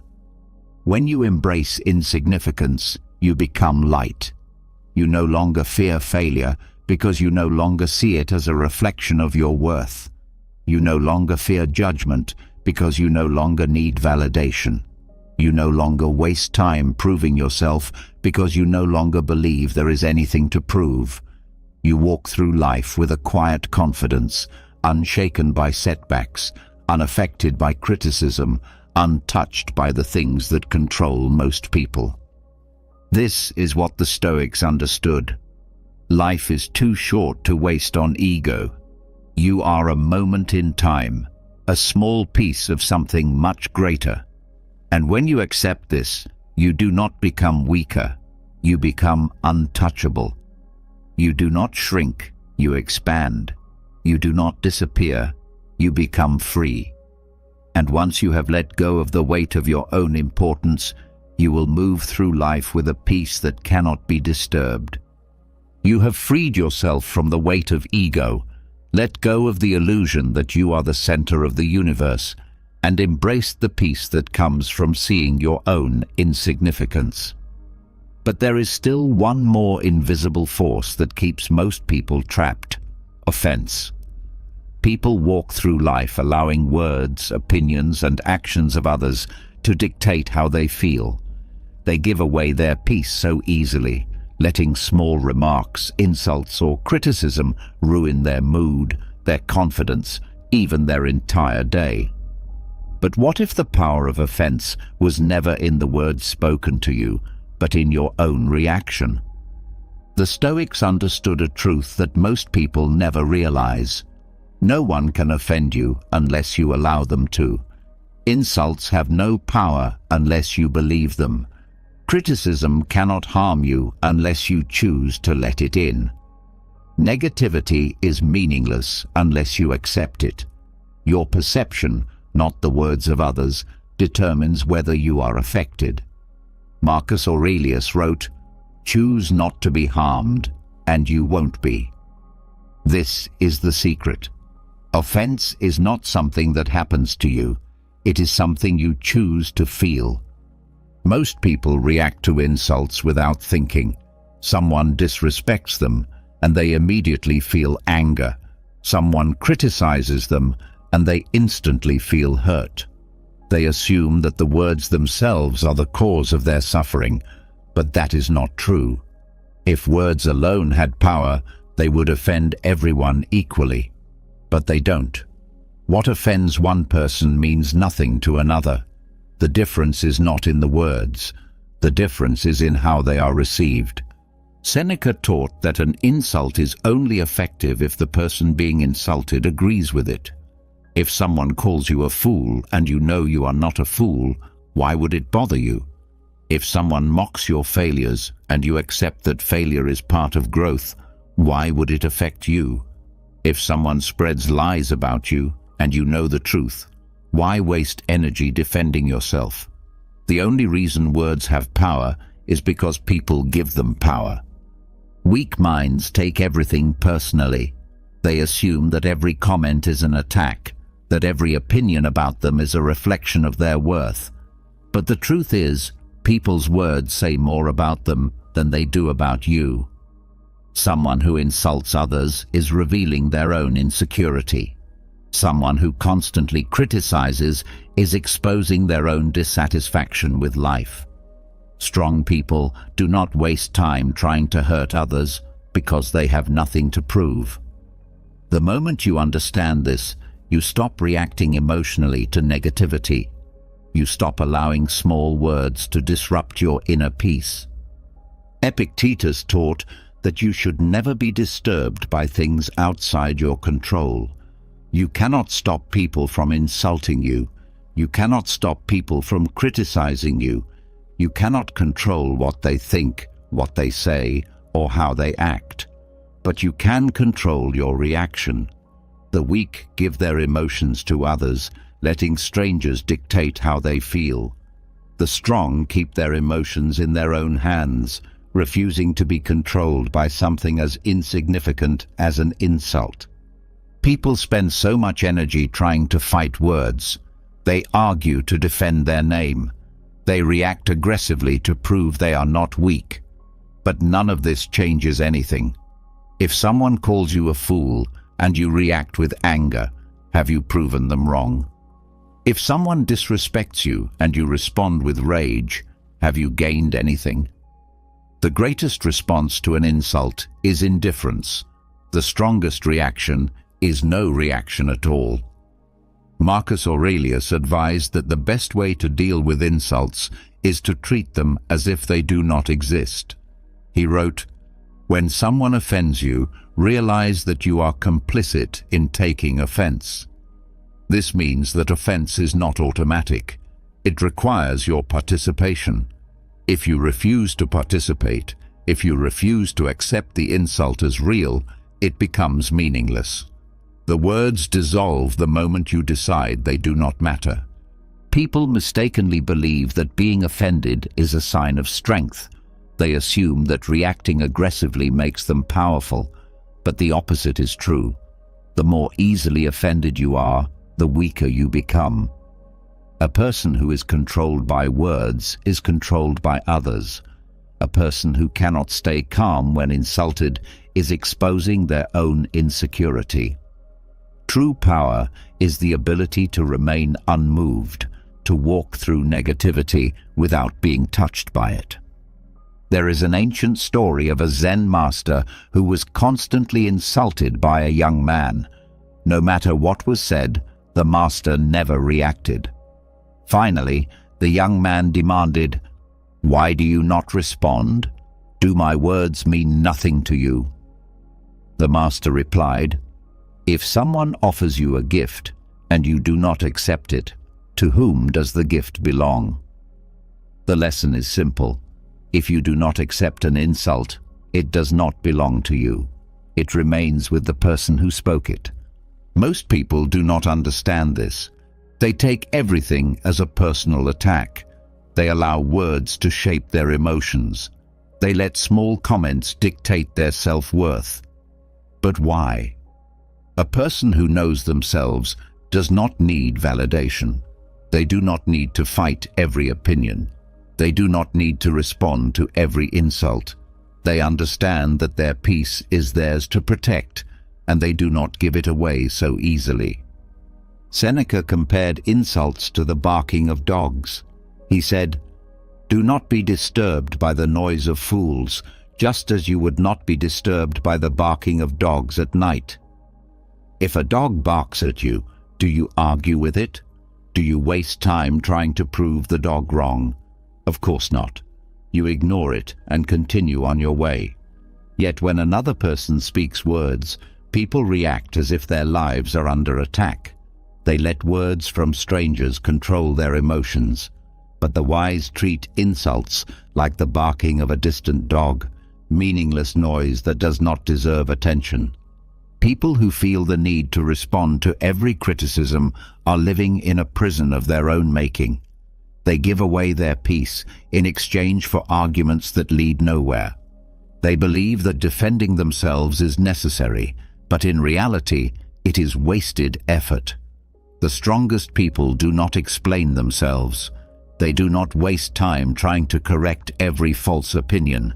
They do not need to prove who they are because they know who they are.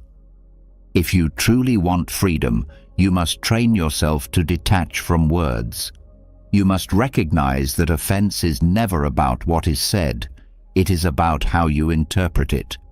If you take nothing personally, no one can control you. If you see insults as noise, they become meaningless. If you remove your ego from the equation, nothing can disturb your peace. Epictetus advised that the only way to be free from offense is to develop absolute control over your own perception. He said, "If you are insulted and feel nothing, have you been insulted at all?" This is the key. If you refuse to react, the insult does not exist. If you do not give it power, it has no power. If you do not let it affect you, it becomes nothing. This is not weakness. This is the ultimate form of strength. Weakness is being controlled by words. Weakness is reacting emotionally to every comment. Weakness is needing validation to feel secure. But the strong do not need any of these things. They do not seek approval. They do not require respect.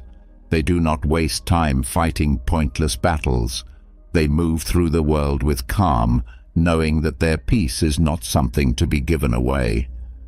Most people will never understand this.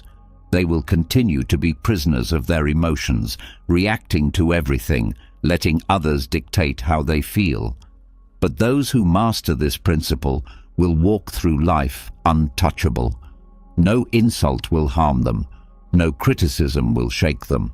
No negativity will disturb them, because they will have taken full control of their perception. This is what the Stoics mastered. And now, so can you. Nothing can offend you unless you allow it to. If you refuse to be controlled by words, you become free. If you remove the need for validation, you become powerful. If you train yourself to remain calm, no matter what is said, you become unshakable. And once you reach that level, you will realize something incredible. Nothing that anyone says about you will ever matter again. You have freed yourself from the weight of other people's opinions, broken the chains that made you vulnerable to insults, and taken back control over your emotions. But there is still one thing that quietly drains your energy, something that pulls you into unnecessary stress, something that makes life feel heavier than it needs to be. It is caring too much about the wrong things. Most people exhaust themselves because they invest too much energy into things that do not serve them. They stress over every inconvenience, react to every minor problem, and waste their time on things that do not truly matter. But the strongest people, the ones who move through life with ease, understand a simple truth. Caring less often means living more. The world tells you that you must care about everything, that you must react to every opinion, every argument, every bit of negativity that crosses your path, that if something happens, you must have an emotional response to it. But this is a trap. Not everything requires your attention. Not everything is worth your energy. When you learn to detach from the unimportant, you gain something rare: freedom. Marcus Aurelius, who had the weight of an empire on his shoulders, wrote, "You have power over your mind, not outside events. Realize this, and you will find strength." This means that most of what you stress over is beyond your control. The way people think, the things they say, the events that unfold in the world, most of it has nothing to do with you.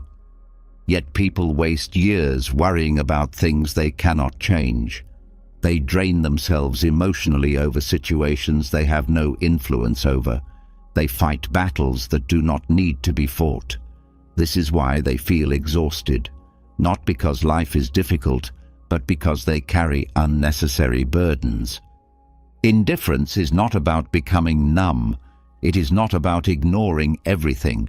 It is about choosing where your energy goes. It is about deciding what actually deserves your time. Most people do the opposite. They pour their energy into things that have no real impact on their life while neglecting what truly matters. They stress over strangers' opinions, but do not invest in their own self-respect. They react to pointless drama, but ignore their own personal growth. They chase validation from others while neglecting their own sense of peace. The Stoics understood that true power comes from detachment, not from avoiding responsibility, but from refusing to be controlled by things that do not deserve control over you. Seneca warned that people often waste their lives on distractions. He said, "We suffer more often in imagination than in reality." People make themselves miserable by overthinking, by attaching meaning to things that do not matter, by giving importance to things that do not affect them. They fill their minds with unnecessary stress, worrying about scenarios that may never happen, getting involved in problems that are not theirs to solve, feeling obligated to care about things that do not deserve space in their thoughts. The strongest people are selective with their attention. They do not allow themselves to be dragged into every argument, every conflict, every piece of meaningless gossip. They do not react to every situation. They do not allow their emotions to be dictated by events beyond their control. They know that their time and energy are valuable, and they protect them. This is the art of indifference, not the absence of care, but the discipline to care only about what truly matters. Most people believe they must respond to everything. If someone insults them, they feel the need to defend themselves. If a situation does not go their way, they feel the need to complain. If something is unfair, they feel the need to be outraged. But none of this changes reality. None of this improves their life. It only steals their peace. The person who has mastered indifference does not fall into these traps.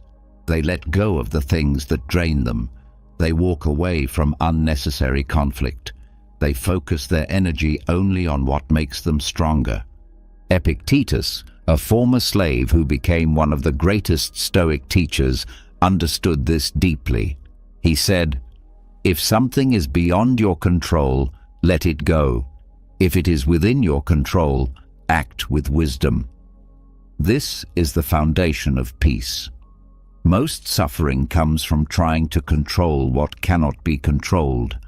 People exhaust themselves trying to change how others think, trying to force situations to unfold a certain way, trying to fight against reality itself. But a person who practices indifference does not resist what is beyond them. They put their effort only where it counts. There is a belief that caring less means becoming emotionless. But this is not true. It means prioritizing. It means recognizing that your energy is limited and choosing wisely where to spend it. It means knowing that not every situation needs a reaction, that not every opinion deserves a response, that not every problem is yours to solve. It means releasing the unnecessary so you can focus on what truly matters. People who fail to understand this will spend their entire lives exhausted. They will constantly react, constantly be pulled in every direction, constantly feel overwhelmed by things they do not even need to be involved in. They will waste time worrying about what others think, defending themselves against meaningless criticism, holding on to past mistakes, feeling obligated to engage with negativity, and in doing so, they will never truly live. True indifference is an act of power. It is stepping back from the noise and choosing not to let it consume you. It is recognizing that most of what upsets people is self-inflicted. It is understanding that real strength is found not in fighting every battle, but in knowing which battles are not worth fighting at all.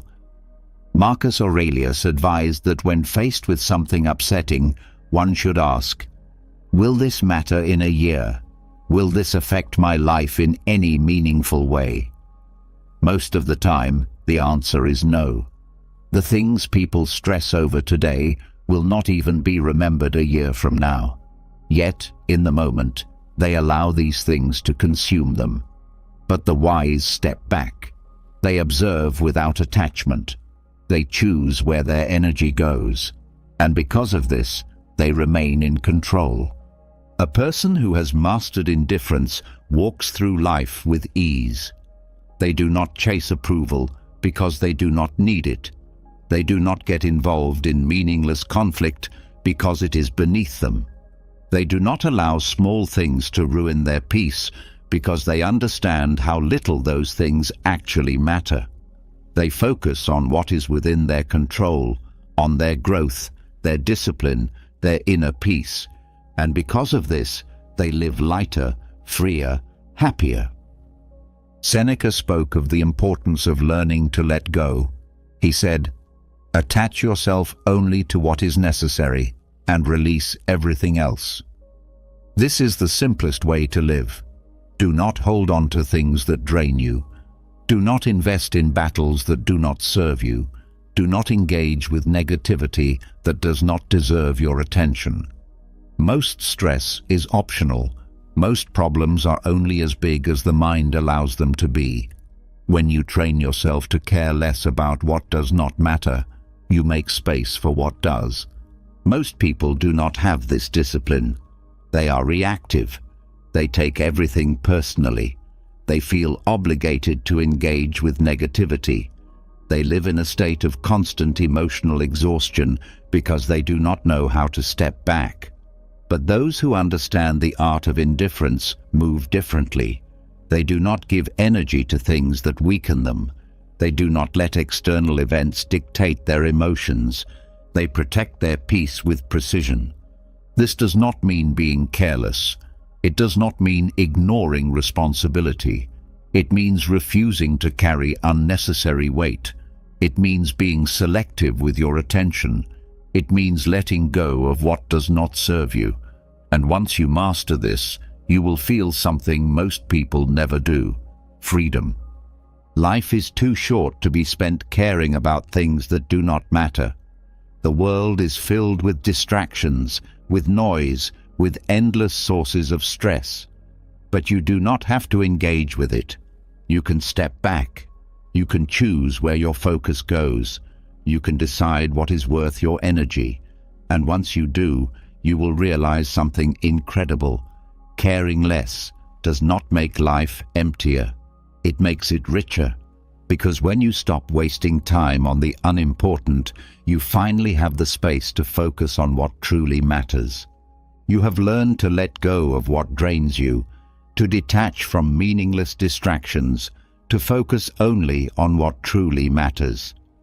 But there is still one thing that holds people back more than anything else: the fear of death. It is the quiet force that shapes every decision, every hesitation, every wasted moment. Most people do not realize it, but this fear controls them. It makes them live cautiously, cling to comfort, delay their dreams, and hold back from truly experiencing life. They act as if they have endless time, as if tomorrow is guaranteed, as if death is something distant. But the truth is, it is always near, and until you accept it fully, you will never be free.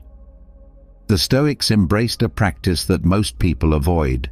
They reminded themselves of death every single day, not as a morbid obsession, but as a tool for power. They called it memento mori. Remember, you must die. This was not meant to inspire fear, but urgency. It was not meant to depress, but to awaken. Because when you stop running from death, when you face it directly, something shifts inside you. You stop hesitating. You stop procrastinating. You stop holding back. You realize that the only logical way to live is fully, without fear, without regret.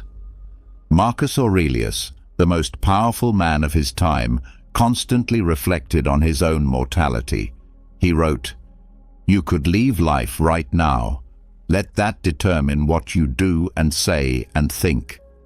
He knew that nothing was guaranteed, not the next year, not the next week, not even the next hour. And rather than fearing this, he used it as a guide. Every decision, every action was shaped by the knowledge that time was limited. This is what made him effective, what gave him clarity, what kept him from wasting his life on things that did not matter. Most people live as if they have forever. They waste time on petty arguments, on mindless distractions, on chasing approval. They hold off on their dreams, waiting for the right time. They assume they will always have another chance. But memento mori cuts through this illusion. It reminds you that there is no right time. There is only now. And if you do not act, if you do not move, if you do not live fully today, you may never get another chance. Seneca warned that people make the mistake of treating life as if it will last forever. He said, "You are afraid of dying, but come now, how is this life of yours anything but death?" He was pointing to a truth that few are willing to face. If you are not living with purpose, if you are not doing what matters, if you are not using your time wisely, then you are already dead in a way. You are simply existing, waiting, drifting through time instead of truly living. Fear of death makes people weak. It makes them desperate for security, afraid to take risks, hesitant to step outside of comfort. They seek safety at the cost of experience. They trade adventure for predictability. They waste years planning for a future that may never come. But the Stoic does not live this way. They do not fear death because they know it is inevitable. Instead, they use it as motivation. They live each day as if it were their last, not in recklessness, but in purpose. They do not postpone the things that matter. They do not assume they will have time later. They act now, while they still can. The idea of death terrifies most people because they refuse to accept it. They push it away, pretend it does not exist, avoid thinking about it. But this does not make it go away. It only makes them unprepared. When death finally arrives, they are filled with regret, realizing too late that they never truly lived. But those who embrace memento mori are ready. They have nothing left unsaid, nothing left undone. They do not reach the end wishing they had been braver, bolder, more present. They already lived that way. Epictetus, who had every reason to fear death as a former slave, saw it differently. He said, "Death is nothing dreadful, but the judgment that it is dreadful is what is dreadful." In other words, it is not death itself that causes suffering. It is the fear of it. And fear is a choice. The moment you accept that death is certain, that it can come at any time, you stop fearing it. You stop wasting your energy trying to avoid the unavoidable. You use that energy to live instead. This is why the greatest warriors, the most fearless leaders, the most influential thinkers throughout history have all confronted death directly. Samurai warriors meditated on their own deaths daily so they could fight without hesitation. Marcus Aurelius, even as emperor, would remind himself that he was just a man, that power and status meant nothing in the face of mortality. Artists, writers, revolutionaries, all those who have shaped history, understood that death was not something to be feared, but something to be used. When you accept that you are going to die, you stop delaying. You stop waiting for the perfect conditions. You stop living passively. You start saying what needs to be said. You start doing what needs to be done. You start removing the meaningless distractions that steal your time. Because time is the only thing you truly own. And once it is gone forever. Most people misunderstand what it means to live without fear of death. They think it means recklessness, carelessness, living without caution. But the opposite is true. The person who has accepted their mortality does not waste time on trivial things. They do not waste years chasing approval. They do not spend their days worrying about things that will not matter in the end. They become precise, focused, unshaken by the things that stress most people. Because when you know the clock is ticking, you stop playing small. Seneca said, "It is not that we have a short time to live, but that we waste much of it." Most people are not afraid of dying. They are afraid of dying without having truly lived. They look back and see all the time they lost, all the opportunities they ignored, all the moments they let slip away because they assumed they had more time. But the person who remembers death daily does not make this mistake. They do not waste time. They do not hesitate. They live with urgency, with purpose, with fire. Memento mori is not about obsession with death. It is about mastering life. It is about making sure that when the end comes, you have no regrets. It is about stripping away everything unimportant and focusing only on what truly matters. It is about breaking free from the illusion that you are guaranteed another day. When you wake up in the morning, You have two choices. Live as if life is infinite and waste another day, or live as if time is running out and make every moment count. The world is full of people who will reach the end of their lives and realize too late that they never truly lived. Do not be one of them. Do not wait to appreciate life until it is slipping away. Do not waste time on things that do not matter. Accept death fully, and in doing so, become fearless. When you no longer fear the end, you no longer hold back. You no longer hesitate. You no longer wait. You simply live. And that is the greatest power anyone can have.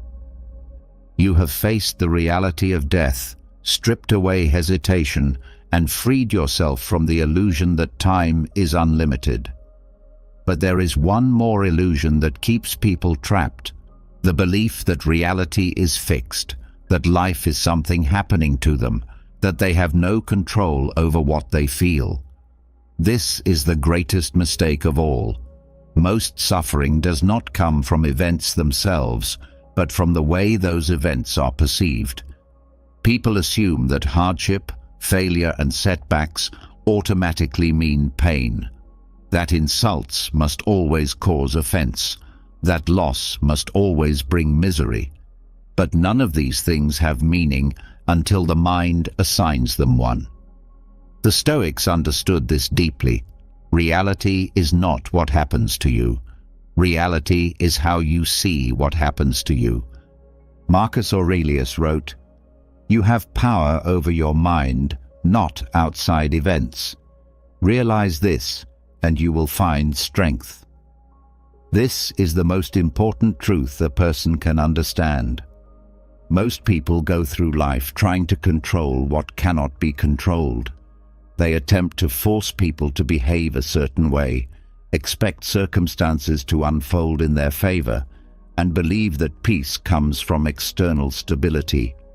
But nothing outside of you can ever be fully controlled. The only thing that is truly yours, the only thing that can never be taken from you, is your perception, how you choose to interpret the world around you. And if you master that, you master everything.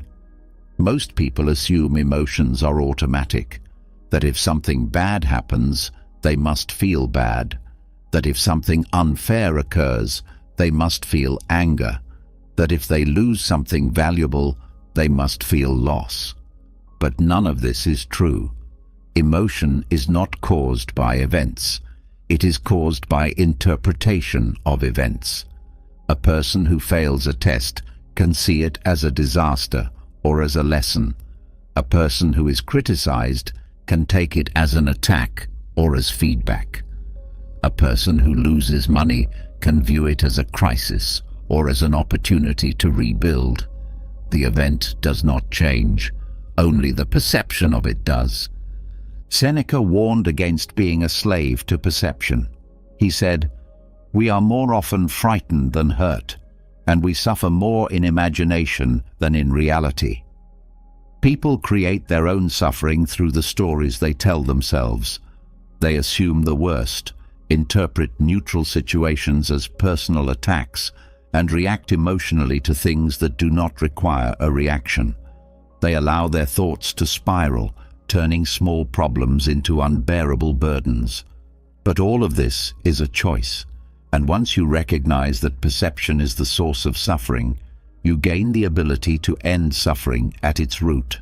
Most people do not realize they are trapped in their own minds. They assume that what they see is reality. But perception is not truth. It is simply a lens. Two people can experience the same event and have completely different reactions. One sees an obstacle and quits. The other sees a challenge and rises. One loses a job and falls into despair. The other sees it as an opportunity to create something new. Nothing in the external world changes. The only difference is the internal interpretation. Epictetus, who was born a slave and later became one of the greatest Stoic teachers, understood that perception is the key to freedom. He said, It is not events that disturb people, but their judgments about them. He knew that no matter how difficult life became, no matter how unfair circumstances were, he still had control over the most important thing, his perspective. And because of this, he could never truly be a prisoner. His mind was free, no matter what happened around him. Most people let their perception be dictated by habit. They react emotionally without questioning why. They assume that frustration, stress, or sadness are unavoidable. But nothing is automatic. Every emotion is a response to a belief, to an interpretation of reality. The person who sees setbacks as failures will always feel defeated. The person who sees setbacks as lessons will always feel empowered. The difference is not the event, it is the meaning given to it. The strongest people in history were not those who avoided hardship. They were those who controlled how they saw hardship. They did not allow failures to define them. They did not allow criticism to destroy them. They did not allow loss to break them.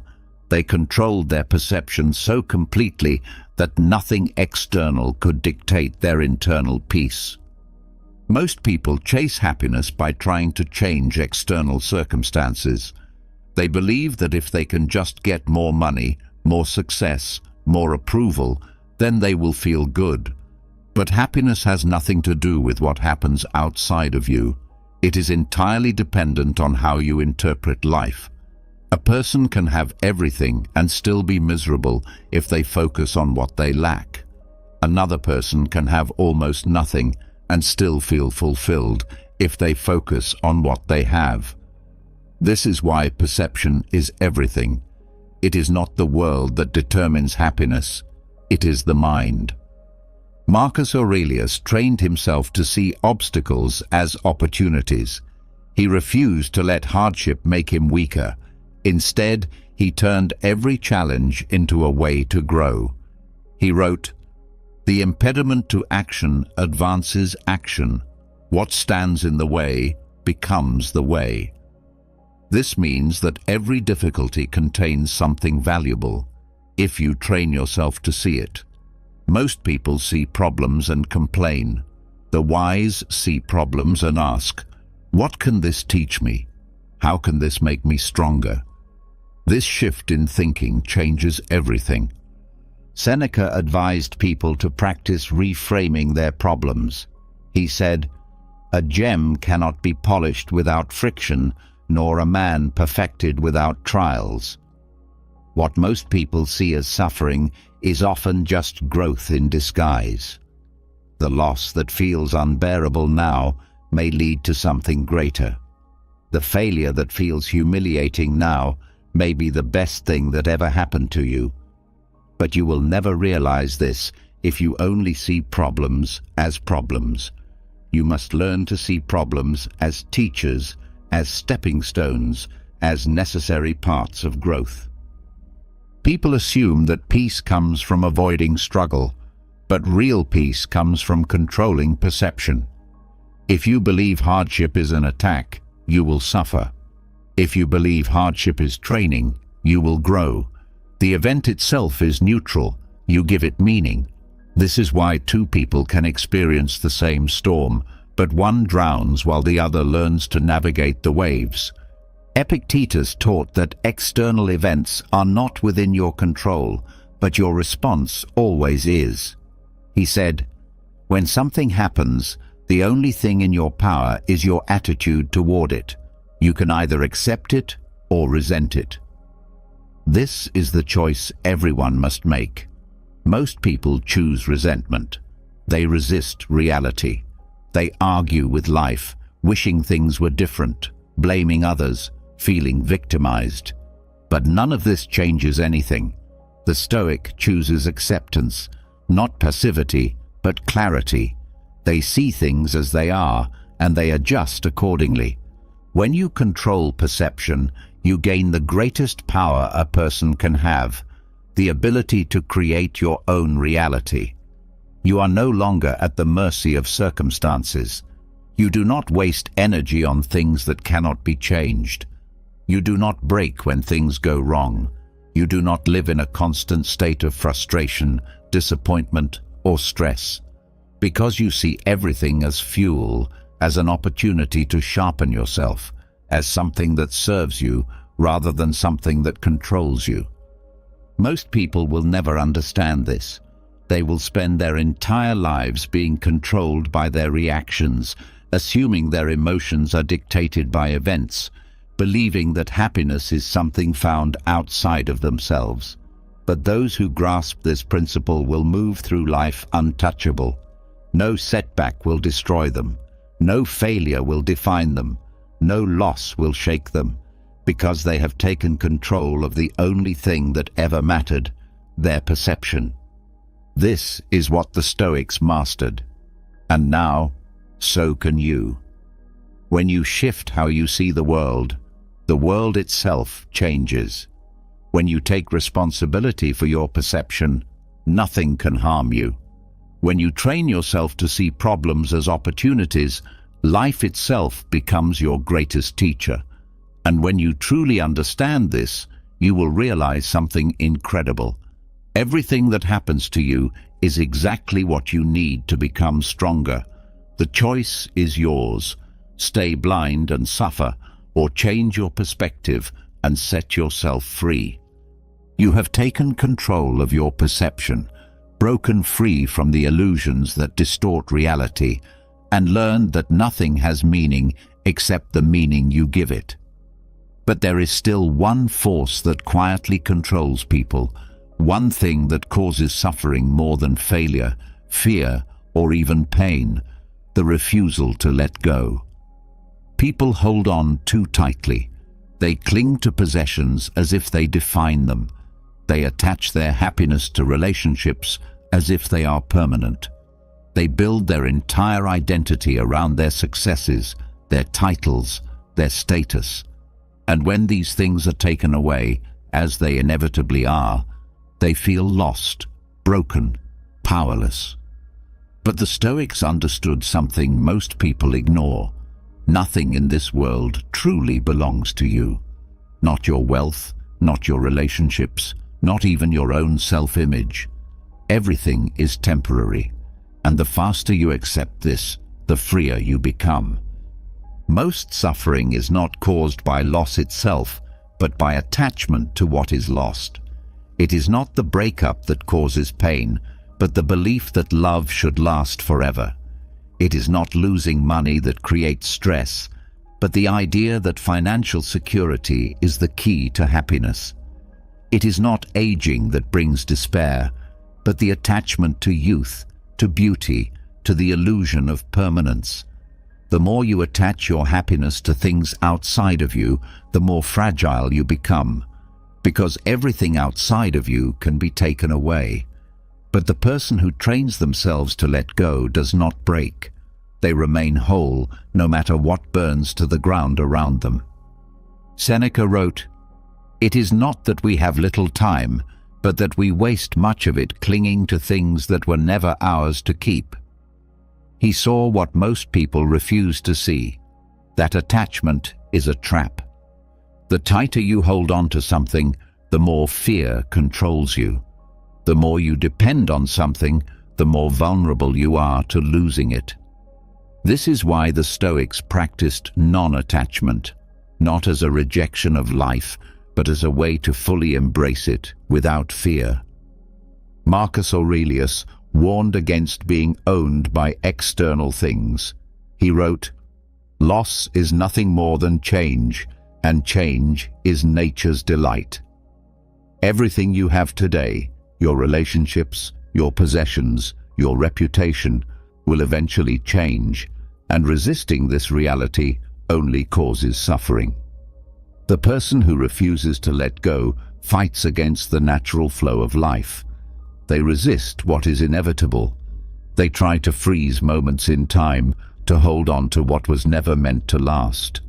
But this resistance is pointless. The world keeps moving whether you accept it or not.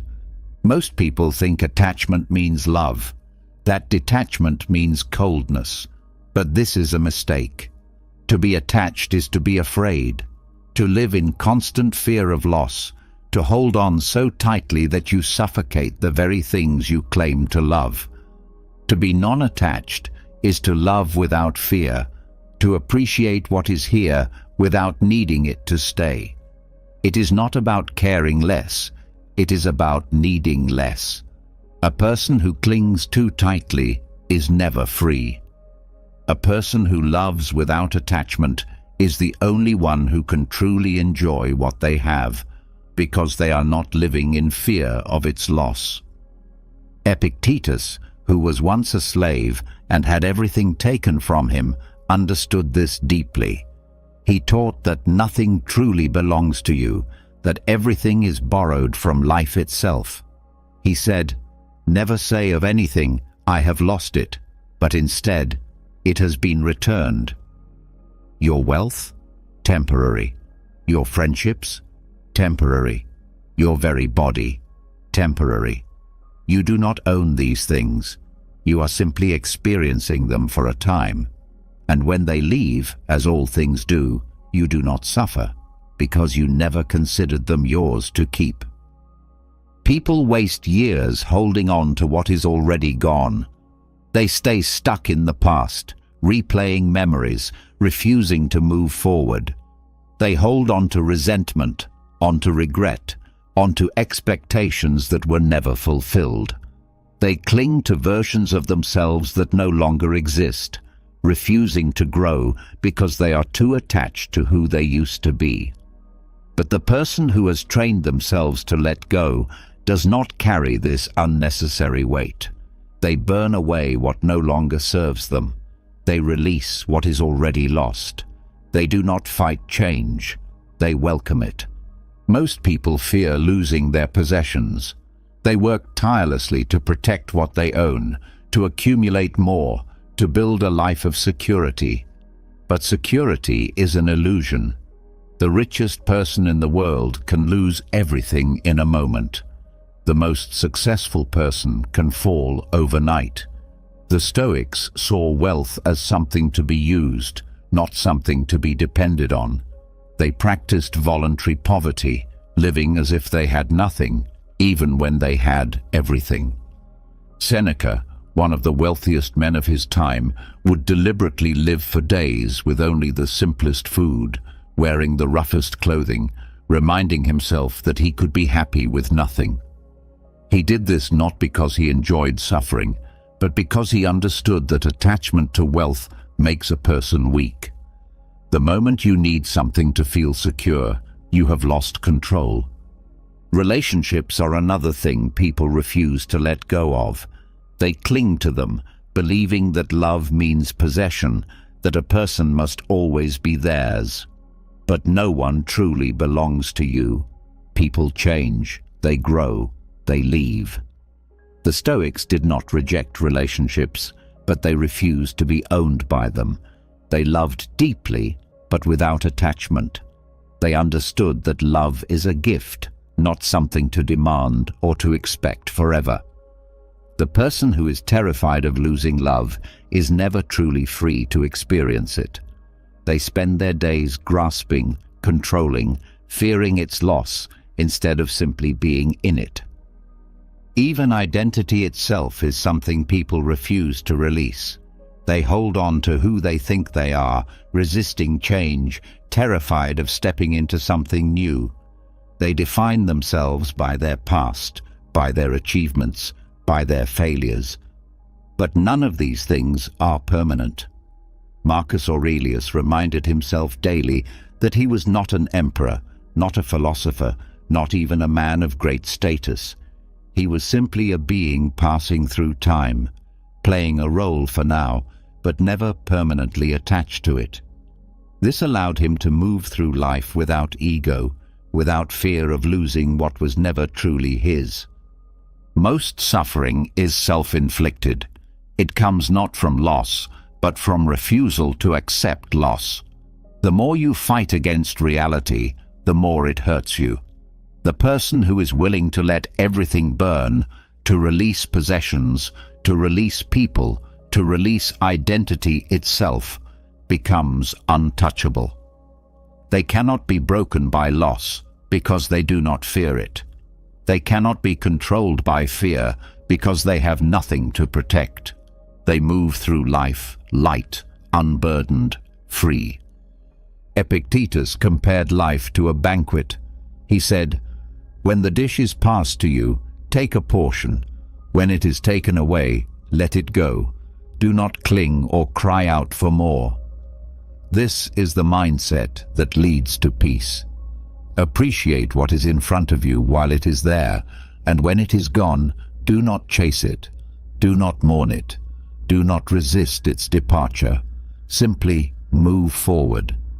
Most people will never understand this. They will continue to live as prisoners of attachment, fearing loss, resisting change, trying to hold on to things that were never meant to last. But those who embrace the Stoic way, who train themselves to let it burn, will experience something rare, absolute freedom. They will not be shaken by losing what they never considered theirs to own. They will not cling to what was always meant to pass. They will not fear the natural flow of life. This is what the Stoics mastered. And now, so can you. The choice is simple. Live with constant fear of losing what you cling to, or let it burn and set yourself free. Release the weight. Stop grasping. Let go of the illusion that anything belongs to you. And once you do, you will move through life untouchable, unshaken, and at peace with whatever comes next. You have learned to let go, to free yourself from attachment, to move through life without clinging to things that were never truly yours. But there is one final attachment that still holds most people hostage: their dependence on what others think of them. They seek approval like air, addicted to praise, terrified of criticism. Their self-worth is fragile, built not on what they know about themselves, but on what the world tells them they are. They rise when they are complimented and fall when they are insulted. They crave recognition and fear rejection. This is weakness disguised as confidence, and until you break free from it, you will never be truly in control. The Stoics understood something most people never will. Praise and criticism are just noise. They are not real. They do not change who you are. They are nothing more than opinions, words spoken from one fleeting mind to another, and yet people let them dictate their entire sense of self. Marcus Aurelius, who had both the highest praise and the worst criticism thrown at him, warned, "You have power over your mind, not outside events. Realize this, and you will find strength." If your confidence depends on the approval of others, you are not confident. You are controlled. And if you can be lifted by praise, you can just as easily be destroyed by an insult. Most people believe that being praised is a good thing, that receiving compliments means they are doing something right. But what they do not realize is that the moment they start seeking praise, they become its prisoner. They change their behavior to keep receiving it. They mold themselves to fit expectations. They silence their true selves in exchange for validation. And when the praise stops, when the admiration fades, they are left empty, desperate for more, unable to stand on their own without the applause of others. Criticism works the same way. People assume that if they are insulted, if they are judged, it must mean something about them. They let the words of others sink into their minds, shaping their confidence, infecting their thoughts. They waste energy defending themselves, arguing, proving their worth to people who do not even matter. But the wise do not waste time fighting opinions. They know that an insult is just sound, that criticism is just perspective, that none of it has power unless they give it power. Seneca warned against chasing approval or fearing disapproval. He said, A person should be upright, not kept upright, meaning you should not rely on external validation to keep you standing. If you need others to tell you that you are strong, that you are good, that you are worthy, then you are none of those things. True confidence does not waver when praise comes and does not shake when criticism arrives. It remains still, unmoved, fireproof. Most people do not control their own sense of self. They give that power to everyone else. They let society tell them what success looks like. They let strangers determine their value. They let opinions dictate their happiness. And in doing so, they become puppets, living not for themselves, but for the approval of others. The Stoic is different. They do not let outside voices govern their mind. They decide for themselves who they are. They stand firm, unshaken, untouched by the shifting tides of opinion. Epictetus, who lived as a slave before becoming one of the greatest Stoic philosophers, knew the power of controlling perception. He said, "If someone speaks ill of you, do not make excuses. Simply say, 'He does not know me well enough.'" He understood that people's opinions are based on their own experiences, their own biases, their own assumptions, and because of that, they are never a reflection of reality. Why should you care what a stranger thinks? Why should you let someone's words enter your mind and disturb your peace? If they praise you, it is their opinion. If they insult you, it is the same. Neither should change anything about how you see yourself. The moment you free yourself from the need for approval, you become dangerous. You are no longer manipulated by compliments, no longer controlled by judgment. You act based on what is right, not on what is rewarded. You speak your truth, not what will be most liked. You live fully, without hesitation, without adjusting yourself to fit expectations. And when this happens, you gain something few people ever experience: absolute freedom. The greatest leaders, the strongest minds, the most unshakable people in history did not live for the approval of others. They were ridiculed, doubted, attacked. But they did not bend. They did not seek to be liked. They did not chase validation. They were fireproof. They stood firm in their principles, unaffected by the noise around them, and because of this, they could not be controlled. People waste their lives seeking recognition, fearing disapproval, adjusting themselves to be liked. But recognition fades. The admiration of others is temporary. No matter how much praise you collect, it will never be enough. No matter how much approval you receive, it will never make you whole. Because true confidence does not come from the outside. It comes from knowing who you are without needing anyone else to confirm it. Marcus Aurelius reminded himself daily that the opinions of others are irrelevant. He wrote, "It never ceases to amaze me. We all love ourselves more than other people, but care more about their opinions than our own." This is the great irony of human nature. People live their lives prioritizing what others think, even when they know those people do not truly matter. They shape their choices based on the expectations of strangers, even when those strangers will be forgotten. They allow fear of judgment to stop them from acting, even when those who judge them will soon be gone. If you let opinions dictate your actions, you are not free. If you allow praise to boost your confidence, you are not strong. If you change who you are based on how others react, you do not know yourself. The only way to be truly powerful is to detach completely from the need for approval, to move through life with a sense of certainty that does not rise when praised or fall when insulted, to remain centered in yourself, unmoved, untouchable. This is what the Stoics mastered. They understood that the world is full of opinions, full of noise, full of voices trying to shape them. But they also understood that none of it matters unless they allow it to matter. They trained themselves to hear an insult and feel nothing, to receive praise and feel nothing, to stand strong no matter what was said about them. And in doing so, they became immune. They became fireproof. Most people will never reach this level. They will continue to live as slaves to approval, changing themselves to be liked, suffering when they are criticized.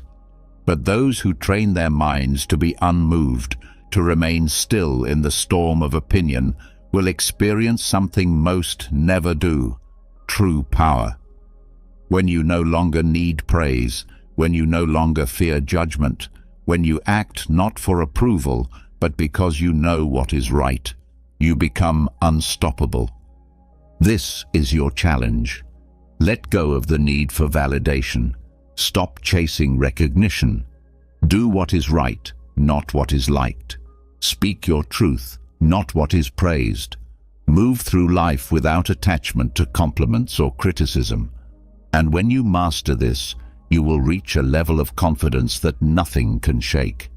You will no longer rise and fall with the opinions of others.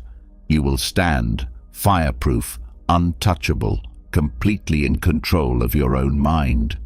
You have freed yourself from the control of praise and criticism, broken the need for approval, and built a mind that stands firm regardless of external opinions. But there is still one final layer of weakness that must be burned away: the quiet addiction to comfort, the silent enemy that keeps people soft, weak, and unprepared for the reality of life. Most people do not realize it, but their dependence on ease is what limits them the most. They seek warmth, convenience, and pleasure at every turn, avoiding anything that causes discomfort, anything that forces them to struggle. And because of this, they remain fragile, incapable of handling real adversity when it comes. The Stoics understood that comfort is a slow poison. It weakens the body, dulls the mind, and makes a person reliant on external ease rather than internal strength. They knew that the only way to build resilience, to develop a mind that can endure anything, is through voluntary discomfort. Choosing struggle before struggle chooses you. Seneca, one of the wealthiest men of his time, would deliberately sleep on the floor, eat the simplest food, and wear rough clothing, reminding himself that luxury was not a necessity. He understood that the more you expose yourself to discomfort on your own terms, the less you fear hardship when it arrives. Most people only grow when they are forced to. They wait until life pushes them into hardship, and when it does, they are unprepared, overwhelmed, and broken by the weight of struggle. But those who train in discomfort ahead of time do not suffer when adversity strikes. They have already lived through it, already built the strength to endure. They do not panic when conditions are unfavorable because they have trained themselves to survive without comfort. Marcus Aurelius reminded himself daily that suffering was not something to be avoided, but something to be used. He wrote, "The more we value comfort, the more we make ourselves slaves to it." The person who requires ease to function is owned by it. If they need a soft bed to sleep, they are weak when forced to sleep on the ground. If they need perfect conditions to work, they break when things become chaotic. If they need certainty to feel secure, they crumble when uncertainty arrives. The Stoic trains for all conditions, exposing themselves to hardship so that when life removes comfort, they do not break, they adapt. Voluntary discomfort is not about suffering for its own sake. It is about forging an unshakable mindset, about proving to yourself that you can endure more than you think.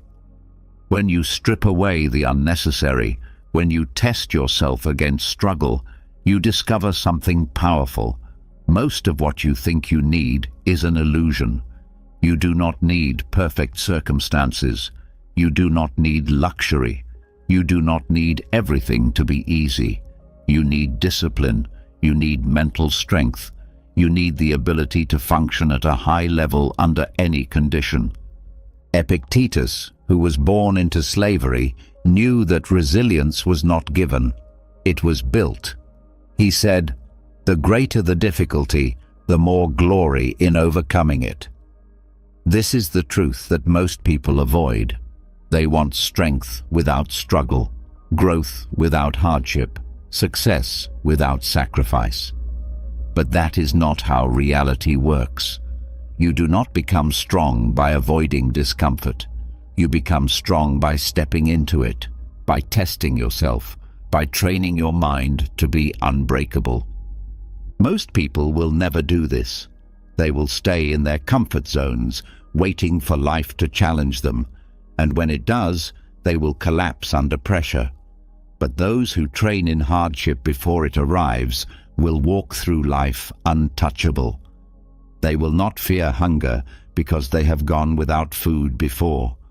They will not fear discomfort because they have lived without luxury. They will not fear chaos because they have trained themselves to function in the middle of it. This is why soldiers train in brutal conditions before battle. They do not wait for war to test their strength. They push themselves to the limit in advance so that when the real fight comes, they are already prepared. The Stoic follows the same principle. They do not wait for life to challenge them. They challenge themselves daily so that when hardship arrives, it is nothing new. Seneca advised people to practice living with less, to strip away comforts and see how little they truly need. He said, "Set aside a number of days each month during which you shall be content with the scantiest and cheapest fare, with coarse and rough dress, saying to yourself all the while, 'Is this the condition I feared?'" Most people fear struggle because they have never tested themselves against it. They assume hardship is unbearable. But when you deliberately expose yourself to it, you realize something. You can endure far more than you ever thought possible. The person who has never gone hungry fears hunger. The person who has never pushed their physical limits assumes they are weak. The person who has never stepped outside of comfort believes they cannot survive without it. But those who have trained in discomfort know the truth. They are stronger than they imagined, more capable than they believed, less dependent on ease than they were told. Voluntary hardship is not just about physical endurance.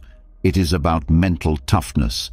It is about proving to yourself that you are not controlled by external conditions. When you choose discomfort, you take control of your mind. You teach yourself that you do not need what others believe is necessary. You build an inner strength that cannot be taken from you. Marcus Aurelius reminded himself daily that nothing in life is truly unbearable. He wrote, "If it is endurable, then endure it. Stop complaining." This is the mindset of the strong. They do not waste time wishing things were easier. They do not break down when life removes comfort. They do not see struggle as suffering. They see it as training. They do not complain about discomfort. They seek it out because they know it is the path to true power. Most people will never understand this. They will continue to seek ease, to avoid hardship, to live in fear of struggle. And because of this, they will remain weak, fragile, unprepared for the reality of life. But those who take control, who expose themselves to challenge, who embrace discomfort on their own terms, will rise above the rest. They will not fear hunger, exhaustion, loss, or pain, because they have already faced them. This is what the Stoics mastered, and now so can you. Stop waiting for life to test you. Test yourself. Stop fearing struggle. Step into it. Stop seeking comfort. Build a mind that can function without it. And when you do, you will discover something most people never will. There is nothing life can throw at you that you have not already prepared for. You will walk through life unshaken, resilient, unstoppable. And in the end, that is the only kind of strength that truly matters. You have hardened your mind through voluntary discomfort, trained yourself to function without ease, and built a resilience that makes you unshakable. But there is still one silent enemy that drains energy, weakens the mind, and keeps most people trapped in cycles of stress and regret: the inability to stay in the present. Most suffering is not caused by what is happening right now, but by thoughts of the past and fears about the future. People spend their days reliving mistakes, regretting what cannot be undone, worrying about things that may never happen. And in doing so, they waste the only thing that ever truly exists: this moment. The Stoics understood that the mind's greatest weakness is its tendency to drift. Marcus Aurelius, who ruled an empire yet still struggled with his own thoughts, wrote, "Do not dwell in the past. Do not dream of the future. Concentrate the mind on the present moment." He knew that the mind, left unchecked, would always seek to escape the now. It would replay old failures, anticipate future troubles, and create suffering where none exists. But he also knew that this was an illusion. Only this moment is real, and the person who learns to live fully in it is the only one who is truly free. Most people never experience real peace because they are always somewhere else. They are stuck in old arguments, reliving moments that are long gone. They are trapped in anxiety, imagining worst-case scenarios that have not even happened. Their body is here, but their mind is miles away. And because of this, they miss life itself. They are never fully present, never fully alive, never fully engaged in what is actually happening. They are lost in thoughts that serve no purpose, in worries that change nothing, in memories that cannot be rewritten. Seneca warned that life is wasted when it is spent anywhere but the present. He said, "We are tormented more by imagination than by reality." People assume that stress comes from external events, but most of it is self-inflicted. The past does not exist anymore. Only thoughts of it remain. The future has not arrived. Only projections of it exist in the mind. The suffering people feel is not from real events, but from their attachment to what is not real. And once this is understood, it changes everything. The mind cannot be trusted to stay in the present unless it is trained. It will always seek to escape, to obsess over things beyond control, to dwell on things that no longer matter. This is why most people live in a constant state of dissatisfaction. They are always looking back, wishing things had been different, or they are looking forward, fearing what is to come. But they are never here, and because of this, they are never at peace. Marcus Aurelius advised himself to let go of everything except the present moment. He wrote, "Confine yourself to the present." This does not mean ignoring the future or forgetting the past. It means recognizing that neither of them exist right now. The only time action can be taken, the only time where life is actually happening, is now. And if you do not fully engage with this moment, you are not living. You are just existing in a state of distraction. Most people assume that worrying about the future prepares them for it. But worry does not create solutions. It only creates suffering. A person who constantly fears what might happen loses their ability to function in the present. They hesitate, overthink, and waste energy on things that are not even real yet. But the Stoics understood that the future will come regardless of how much you worry. The only rational approach is to prepare for it while staying fully rooted in the present. Seneca compared life to a river. He said, "He suffers more than necessary, who suffers before it is necessary." Worrying about something before it happens does not make you stronger. It makes you weaker. It drains your energy, fills your mind with unnecessary stress, and blinds you to the opportunities in front of you. The person who lives in the present does not waste time dreading the future. They handle what is in front of them, and when the future arrives, they handle that too. People also destroy themselves by clinging to the past. They replay failures, hold on to regrets, and keep themselves trapped in old wounds. But nothing can be changed. No amount of thinking will rewrite what has already happened. And yet, people waste years trying to mentally undo the unchangeable. They assume that if they had done things differently, life would be better now. But this is a lie. The past happened exactly as it was meant to happen, and the only thing that matters is what you do now. Epictetus, who endured slavery and hardship, understood this deeply. He said, "Do not be troubled by things that exist outside your power. The past is beyond power. The future is beyond power. The only thing within control is how you act now. And when you master this, you free yourself from the weight of regret and the chains of anxiety." Most people never train their minds to stay present, and because of this, they suffer endlessly. They spend their days worrying about problems that do not exist yet. They relive pain that should have already been released. They exist everywhere but here, never realizing that this moment is the only thing they truly own. But those who discipline themselves to live fully in the present move through life with a rare kind of power. They are not distracted by thoughts of what could have been. They are not consumed by what might be. They act, fully engaged with reality, unaffected by anything beyond their reach. Marcus Aurelius reminded himself daily that the mind must be controlled or it will control you. He wrote, "You could leave life right now. Let that determine what you do and say and think." If you knew this was your last day, how much time would you spend worrying? How much energy would you waste on things that do not matter? How many moments would you let slip away because you were too lost in thought to experience them? The person who fully grasps this does not waste time. They do not delay action. They do not let stress steal their days.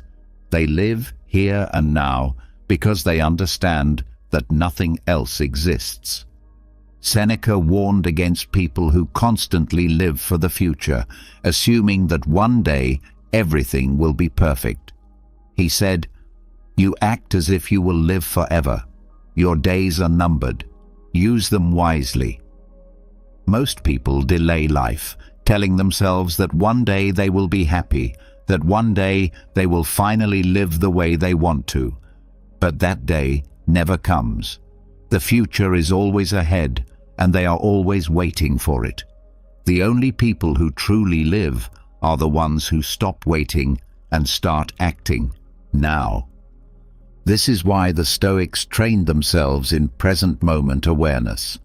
They did not allow themselves to dwell on what was lost or fear what was ahead. They stayed focused only on what was in front of them, because they knew that regret, stress, hesitation, all of it disappears when you are fully present. A person who is deeply engaged in the moment has no time to fear the future or mourn the past. They are too busy living. Most people will never understand this. They will continue to be trapped in their minds, haunted by memories, paralyzed by fear of what is ahead. But those who train themselves to stay fully present will experience something most never do: absolute clarity. They will not waste time trying to rewrite what cannot be rewritten. They will not fear what has not happened. They will be fully immersed in life itself, experiencing it without resistance, without distraction, without the unnecessary suffering that comes from being anywhere but here.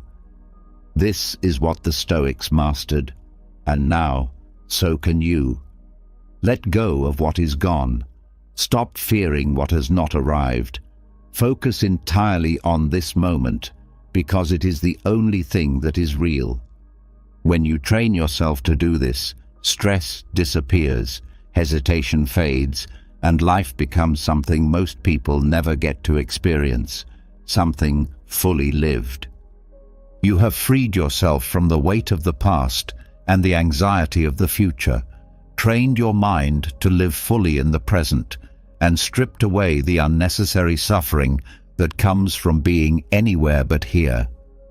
But there is still one thing that keeps people trapped in emotional turmoil: attachment to results. Most people do not realize it, but they live as prisoners of their own expectations. They believe that happiness depends on getting what they want, that success is measured by outcomes, that their worth is tied to their achievements, and because of this, they are never free. The Stoics understood that true strength does not come from winning. It does not come from reaching goals, from being admired, from seeing plans unfold perfectly. It comes from detachment. It comes from focusing on what is within control and releasing everything that is not. Marcus Aurelius, who faced constant war, betrayal, and pressure as emperor, reminded himself daily, "You have power over your actions, not over the outcome. Focus on what you can do and let the rest go."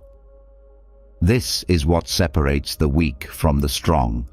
The weak live in constant emotional highs and lows, feeling victorious when things go their way and defeated when they do not. The strong do not fluctuate. They remain steady because they are not attached to results. They focus only on what is in their hands. Most people tie their emotions to the outcome of their efforts. If they succeed, they feel worthy. If they fail, they feel like nothing. This is why they suffer. They put all of their energy into chasing things that are beyond their control.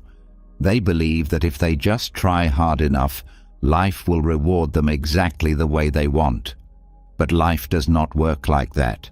No matter how much effort is put in, outcomes are never fully in one's control. An athlete can train for years and still lose. A business can be built with everything in place and still fail. A relationship can be nurtured with love and still fall apart. The problem is not the effort. It is expecting a specific result. Seneca warned against being emotionally attached to the outcome of efforts. He said, "If you wish to be free, stop wishing for things to turn out exactly as you want. Accept what happens and work with it." This does not mean giving up. It does not mean caring less.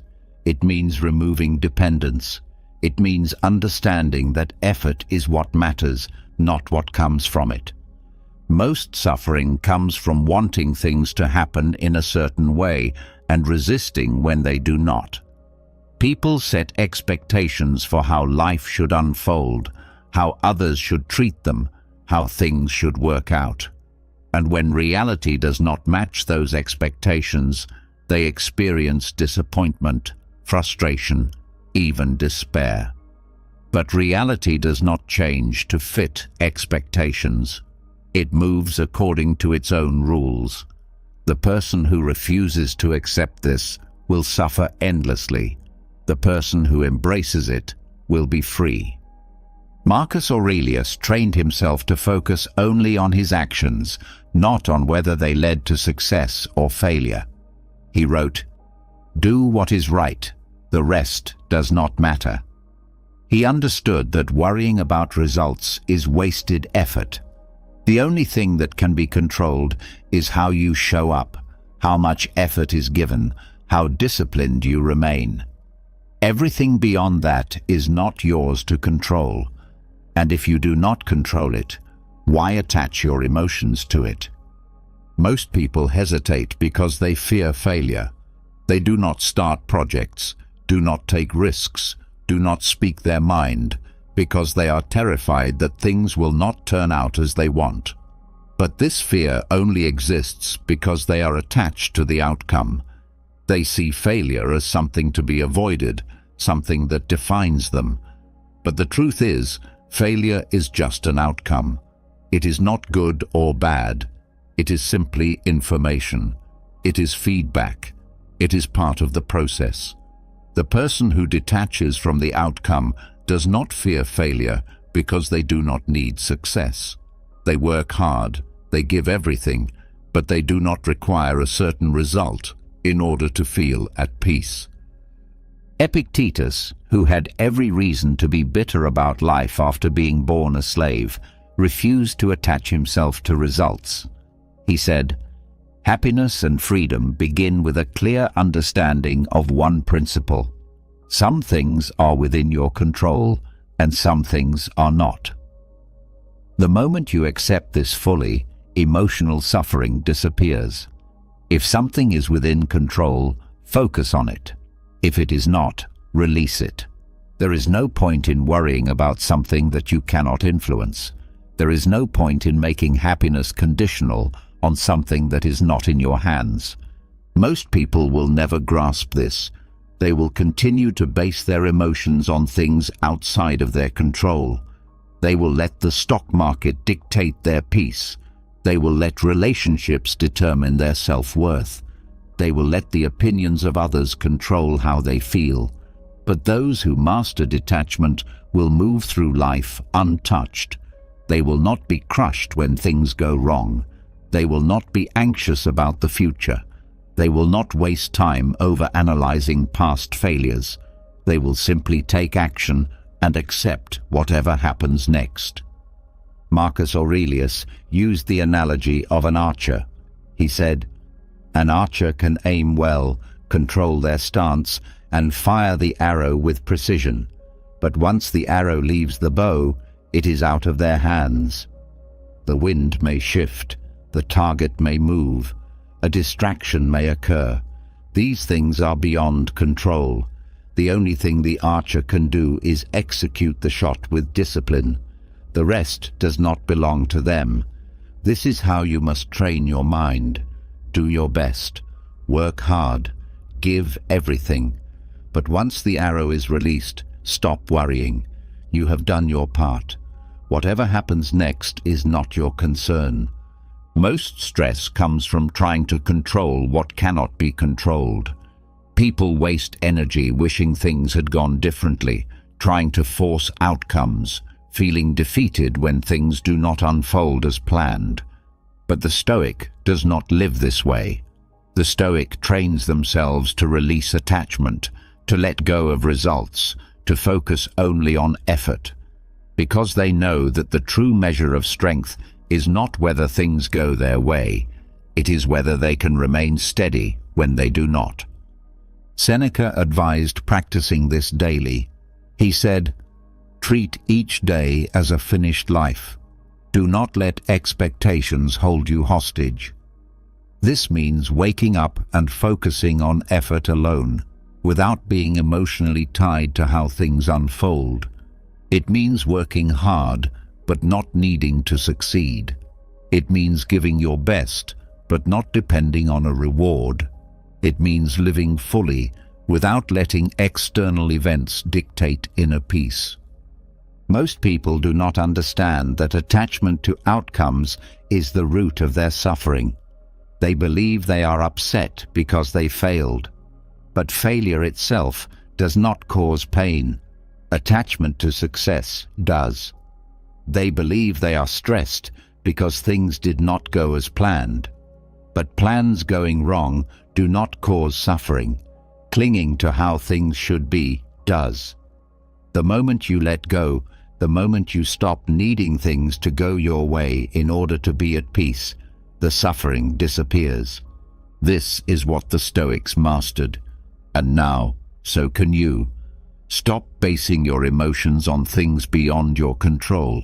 Stop attaching your self-worth to success. Stop fearing failure, because failure does not mean anything unless you make it mean something. Focus on what you can control, your effort, your discipline, your attitude. And once you have done your part, let go. Because once the arrow is in the air, it is no longer yours. Train yourself to be steady, to remain unfazed whether you succeed or fail. Give your all, but do not need a specific outcome. Work hard, but do not depend on things going your way. And when you master this, you will experience something few people ever do: true freedom. Nothing will shake you, nothing will control you, nothing will determine your peace except for what is within your hands. And once you reach that level, you will finally be untouchable. You have freed yourself from the grip of outcomes, stopped tying your emotions to success or failure, and learned that true power comes from focusing on effort alone. But the world does not reward this kind of clarity with peace. It tests it with chaos. Most people assume that if they build mental strength, life will become easier, that stress will disappear, that negativity will no longer reach them. But the truth is, the stronger you become, the more resistance you will face. Challenges do not vanish, they increase. Stress does not fade, it surrounds you. The real test is not avoiding chaos, it is learning how to absorb it without becoming it. Most people are completely controlled by their environment. When things are calm, they feel calm. When things are chaotic, they fall apart. They take in negativity and let it poison them. They absorb stress and let it change how they think, how they feel, how they act. They react to the world instead of choosing how they move through it. And because of this, they are not in control. They are puppets, pulled by every crisis, every insult, every unexpected turn. But the Stoic does not live this way. The Stoic trains to remain still in the storm, to internalize chaos without letting it take hold, to move through fire without being burned. Marcus Aurelius, who ruled in a time of war, betrayal, and constant uncertainty, reminded himself daily, "You have power over your mind, not outside events. Realize this, and you will find strength." He understood that external conditions are always unstable. People are unpredictable. Plans fall apart. Disasters strike without warning. If peace is dependent on order, it will never last. The only way to be free is to remain steady, regardless of what happens. Most people crumble under stress because they do not know how to process it. They take every problem personally, every failure as an attack, every challenge as proof that life is against them. They absorb negativity and hold on to it, letting it fester, letting it shape their emotions. But the wise do not resist chaos, and they do not let it own them either. They absorb it, process it, and remain unchanged. Seneca compared life to a raging storm. He said, "A gem cannot be polished without friction, nor a man perfected without trials." The person who expects life to be calm is living in denial. Difficulty is not an interruption. It is the default state of life. And yet, people spend all their energy trying to make everything easier instead of training themselves to handle anything. They think peace comes from avoiding hardship, but real peace comes from knowing that hardship cannot break you. Most people take on the energy of their environment. If they are surrounded by stress, they become stressed. If people are angry around them, they absorb that anger. If there is negativity, they reflect it. They are like mirrors, constantly changing based on what they see. But the Stoic is different. The Stoic is a filter, not a mirror. They take in the world, but they do not allow it to shape them. They choose which emotions to accept, which thoughts to entertain, which energy to reflect. Epictetus, who had every reason to be bitter about life, did not let his suffering control him. He said, "It is not what happens to you, but how you react to it that matters." People assume that their emotions are automatic, that stress is just something that happens, that negativity is unavoidable. But emotions are not forced upon you. They are chosen. Stress is not something external. It is how you process difficulty. Chaos is not a force that invades your mind. It is something you allow in. Most people do not realize how much control they have. They assume that if life is stressful, they must be stressed. If someone insults them, they must be offended. If things are uncertain, they must be anxious. But this is an illusion. The mind does not have to be controlled by external conditions. It does not have to take in everything it sees. The world can be on fire, but the person who has trained themselves properly will remain steady, watching without being consumed, moving through chaos without becoming part of it. Marcus Aurelius wrote, "You have within you the power to remain undisturbed, even in the face of turmoil."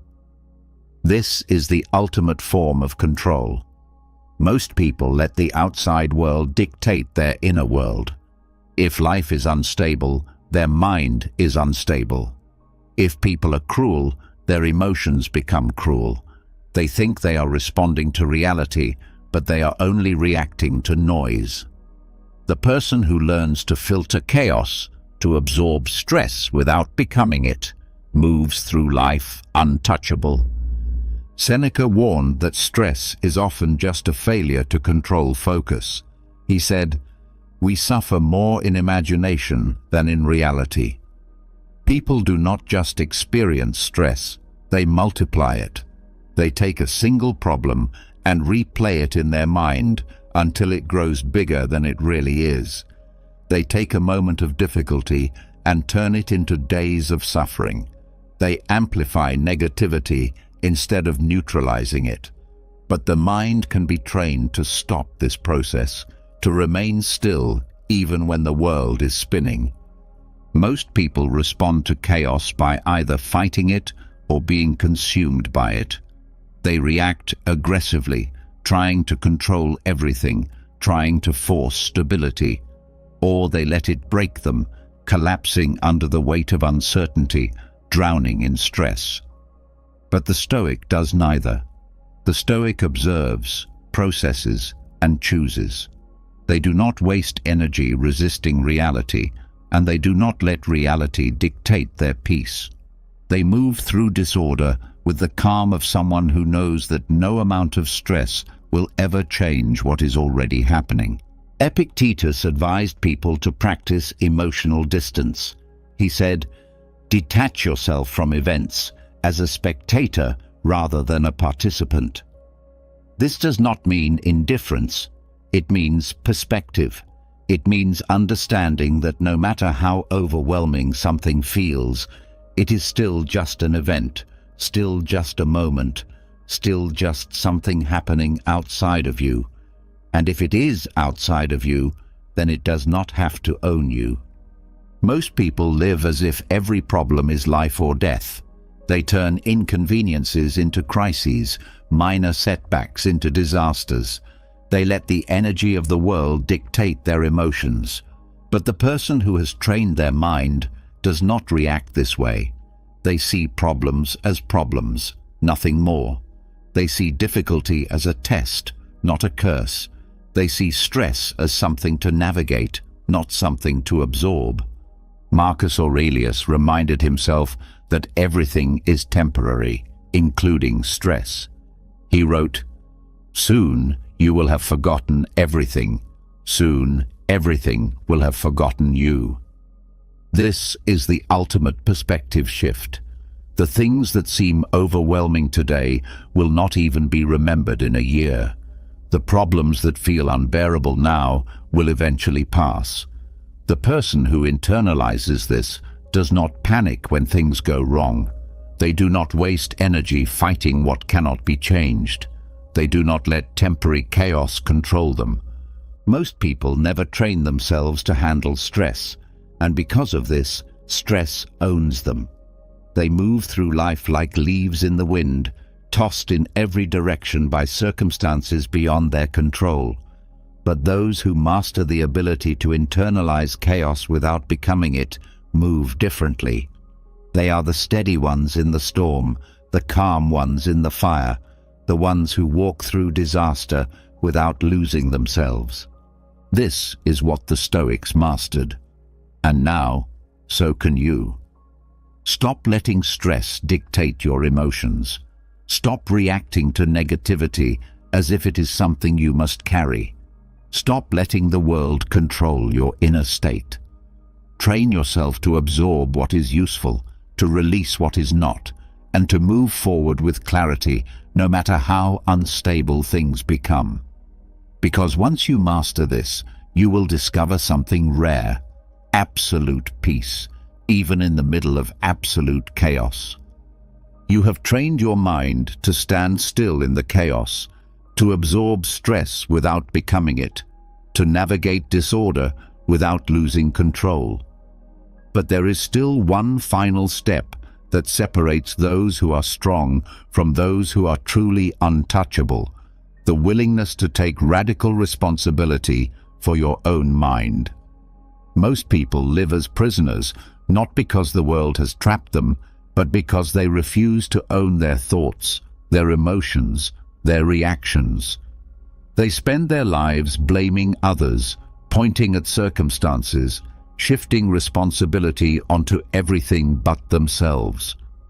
They believe that their suffering is caused by outside forces, that peace is something external, that happiness is something given. But this is a lie, and until you stop believing it, you will never be free. The Stoics understood that real power comes from never blaming anything outside yourself for your state of mind. No person, no event, no circumstance has the ability to control you unless you allow it to. Marcus Aurelius, who faced betrayals, wars, and the burden of ruling an empire, reminded himself daily, "You have power over your mind, not outside events. Realize this, and you will find strength." This is the core of radical responsibility. It is the understanding that no matter what happens, you are the one who decides how you think, how you feel, how you respond. Most people will never accept this level of responsibility. They will continue to blame their past for their weaknesses, their bosses for their frustrations, their relationships for their emotions. They will believe that if only things were different, they would be happier. But this is an illusion. A person who blames the world for their suffering will always suffer because they have given away control. They have placed their peace in the hands of others. They have allowed life to dictate how they feel. Seneca warned against blaming external forces for internal struggles. He said, "It is not the man who has too little, but the man who craves more, who is poor." This means that suffering is not about what happens to you, it is about how you interpret it. A person who believes they are a victim will always be one, not because the world is against them, but because they have chosen to see themselves that way. A person who believes that happiness is something others can take from them will never be happy, because they have made it dependent on things they do not control. Most people assume that responsibility means control over the world. But control over the world is an illusion. Nothing outside of you is fully yours to command. People will act how they choose. Circumstances will shift without warning. Events will unfold in ways you do not expect. But none of this matters, because while you may not control the world, you always control your response to it. And if you master that, you master everything. Epictetus, who was born a slave, and had every reason to blame others for his suffering, refused to do so. He said, "No man is free who is not master of himself." This is the truth that most people avoid. They want freedom, but they do not want responsibility. They want power, but they do not want ownership of their own minds. They want peace, but they are unwilling to stop blaming the world for their lack of it. But the person who takes full responsibility, who refuses to point fingers, who stops expecting others to change, who accepts that their thoughts, their emotions, their mindset are entirely their own doing, becomes untouchable. Most people think that suffering comes from circumstances, but suffering comes from resisting responsibility. People suffer when they believe that others must act a certain way for them to be happy. They suffer when they expect life to be fair. They suffer when they assume that someone else is responsible for their emotions, for their peace, for their success. But the moment you realize that no one is coming to save you, that no one is responsible for your mindset except you, something shifts. You stop waiting, you stop blaming, you stop expecting, and you start owning everything. Marcus Aurelius reminded himself constantly that nothing was owed to him. He wrote, "You are not entitled to a perfect life. You are not entitled to an easy path. You are only entitled to control your mind." The weak believe that life should give them what they want. The strong accept that life owes them nothing, and they move forward regardless. The weak wait for the world to change. The strong change themselves. The weak expect others to behave a certain way. The strong adjust and adapt, knowing that expectations are a form of self-imposed suffering. Most people will never reach this level of clarity. They will continue to live as if they have no choice. They will tell themselves that their emotions are automatic, that their reactions are just who they are, that their struggles are because of what others have done. But none of this is true, and those who refuse to take responsibility will remain trapped, not because the world has imprisoned them, but because they have chosen to stay inside their own mental cage. Seneca compared life to a journey where the only real challenge is the traveler's own mind. He said, "No man is more unhappy than he who never faces adversity, for he is not permitted to prove himself." This means that struggle is not something to complain about. It is something to use. The person who takes responsibility for their mind does not see obstacles as unfair. They do not see difficulty as something that should not exist. They see every challenge as an opportunity to prove themselves, every setback as fuel for growth. They do not waste time asking, "Why did this happen to me?" They ask, "How can I use this?" Most people will continue to fight reality, blaming their misfortunes, complaining about what is unfair, waiting for life to become easier. But the person who takes radical responsibility does not fight reality. They accept it fully. They do not demand that life be different. They do not waste energy blaming anything or anyone. They use what is given, take ownership of their response, and move forward without excuses. Epictetus taught that the most powerful mindset is one that expects nothing from others. He said, "If you want to improve, be content to be thought foolish and stupid." This means that if you are truly free, you do not need approval. You do not need people to understand you. You do not need anyone else to change for you to feel at peace. You simply take control of your own mind, your own actions, your own perception. And once you do this, no one can affect you. Most suffering comes from believing that external things control internal states.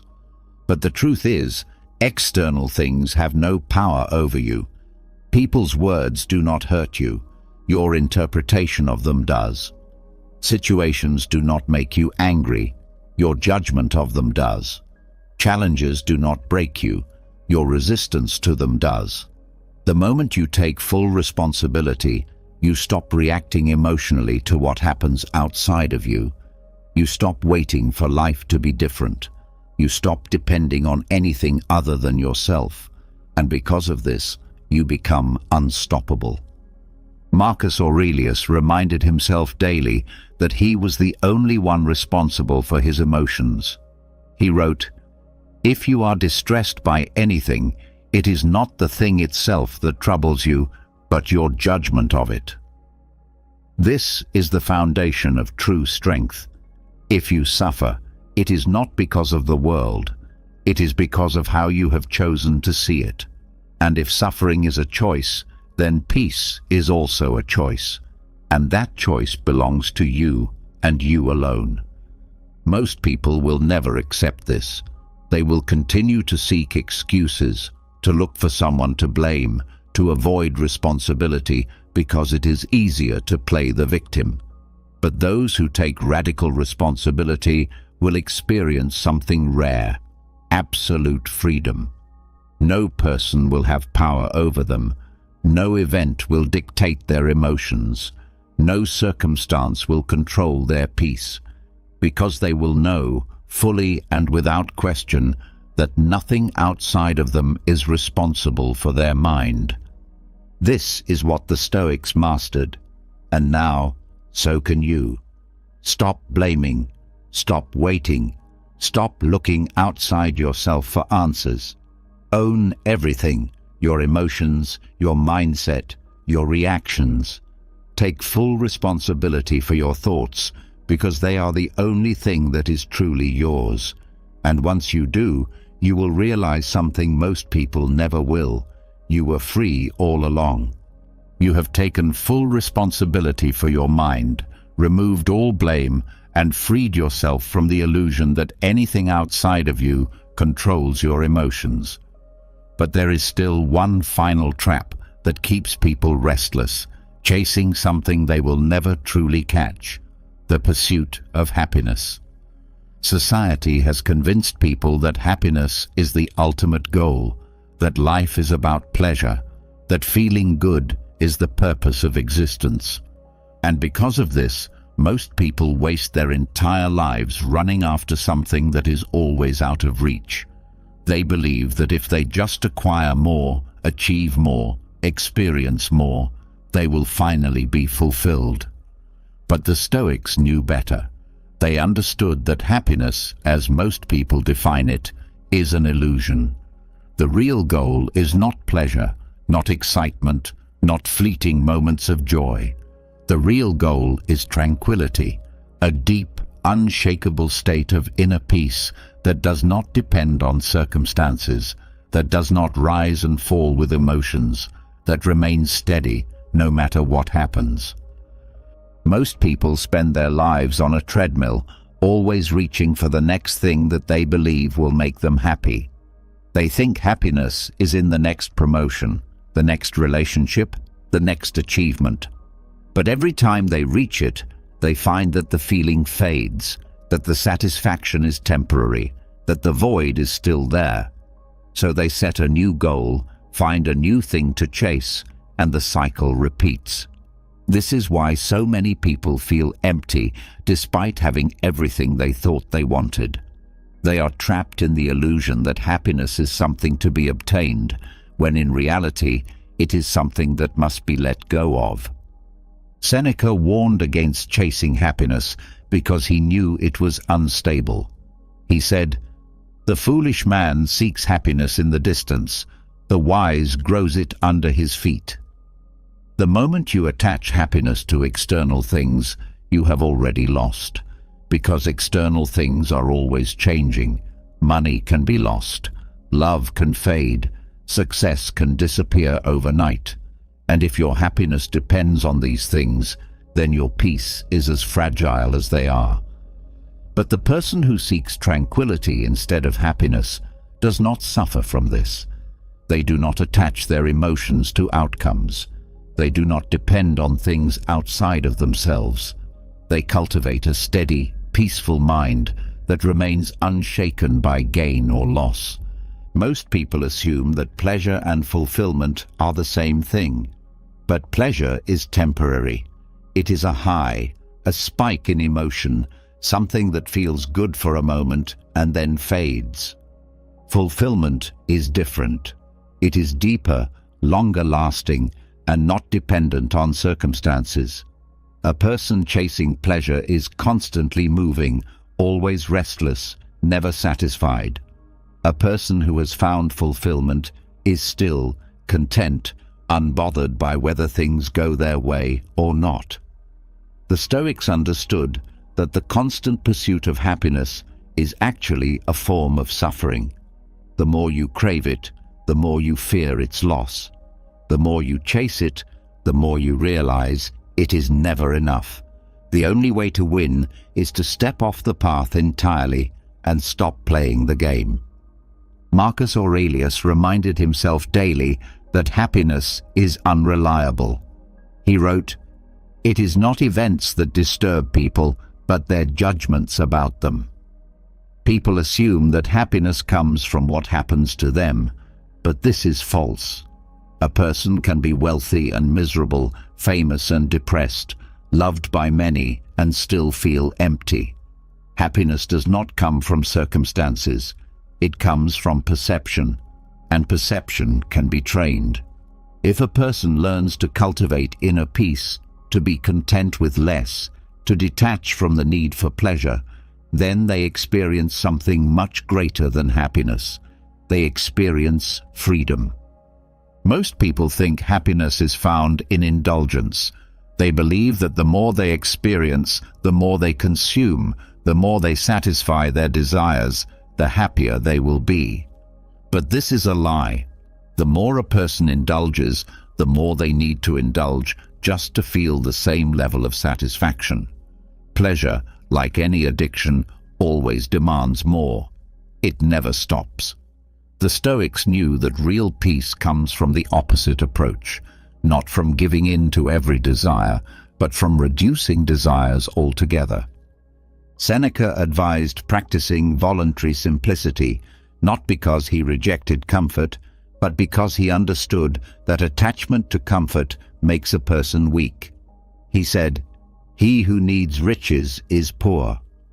A person who needs pleasure is always vulnerable. If they need wealth to feel secure, then they are never truly secure. If they need recognition to feel valuable, then their self-worth is in someone else's hands. But a person who trains themselves to need nothing cannot be shaken. They enjoy pleasure when it comes, but they do not depend on it. They experience success, but they are not defined by it.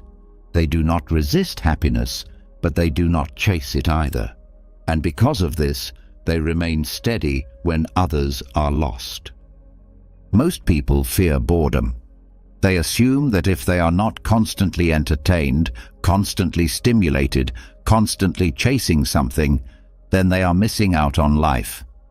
But this is only because they have never trained themselves to be at peace with stillness. The mind that is always running is the mind that is always suffering. A person who needs constant stimulation has no control over their emotions, because the moment they are alone with their thoughts, they feel uneasy, restless, empty.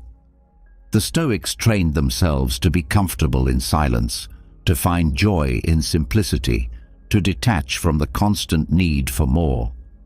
They understood that the person who can sit alone in stillness, without distraction, without craving, without longing for anything, is the only person who is truly free. Epictetus, who lived through hardship most people could not endure, understood that chasing happiness is a form of weakness. He said, "Freedom is not achieved by satisfying desires, but by eliminating them." This is the opposite of what most people believe. They think that freedom comes from having everything they want.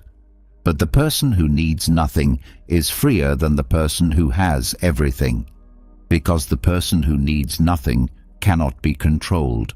They cannot be manipulated. They cannot be broken by loss. They do not wake up every morning searching for something to make them feel good. They already have everything they need within their own mind. Most people assume that abandoning the pursuit of happiness means living without joy. But this is not true. The person who no longer needs happiness is actually the one who experiences it most, because their happiness is not fragile. It is not dependent on success. It is not controlled by the opinions of others. It is not something they have to chase. It is simply there, steady, unaffected by the ups and downs of life. This is the kind of happiness the Stoics valued, not the fleeting rush of excitement, but the deep, lasting contentment that comes from needing nothing. Marcus Aurelius reminded himself constantly that the only real power a person has is over their own mind. He wrote, "Very little is needed to make a happy life. It is all within yourself, in your way of thinking." People believe that happiness is something to be found, something to be earned, something that requires more. But happiness, as the world defines it, is an illusion. It is an endless cycle of wanting, chasing, gaining, and losing. The only way to escape is to reject the game entirely. Most people will never do this. They will continue to chase, to crave, to attach their peace to things outside of themselves. They will experience moments of joy, followed by long periods of longing. They will ride the highs and lows, believing that one day, if they just get everything right, they will finally feel complete. But those who embrace the Stoic way will experience something few people ever do: true, lasting tranquility. They will not chase. They will not crave. They will not be pulled by the illusion of happiness. They will simply be fully content, fully at peace, no longer controlled by the need for more. This is what the Stoics mastered. And now, so can you. Stop chasing pleasure. Stop believing that happiness is something you must seek. Let go of the idea that fulfillment is found in things outside of you. Train your mind to be content with less, to detach from the endless pursuit of more, to remain steady whether life is joyful or difficult. And when you do, you will realize something most people never will. Happiness was never the goal. Peace was. And peace was always within your reach. You have broken free from the illusion of happiness, no longer chasing fleeting pleasure, no longer seeking fulfillment in things outside yourself. But there is still one force that keeps people weak, one habit that steals their power and makes them vulnerable: the inability to pause before reacting. Most people do not think, they only react. They hear something that offends them, and they lash out. They experience a problem, and they panic. They face an obstacle, and they complain. Their emotions control them instead of the other way around. They live in a constant state of reactivity, slaves to every impulse, every thought, every external trigger. And because of this, they are easy to manipulate, easy to provoke, easy to break. The Stoics understood that power comes not from action alone, but from controlled action. They knew that a person who reacts without thinking is a person who is controlled by the world, by circumstances, by emotions.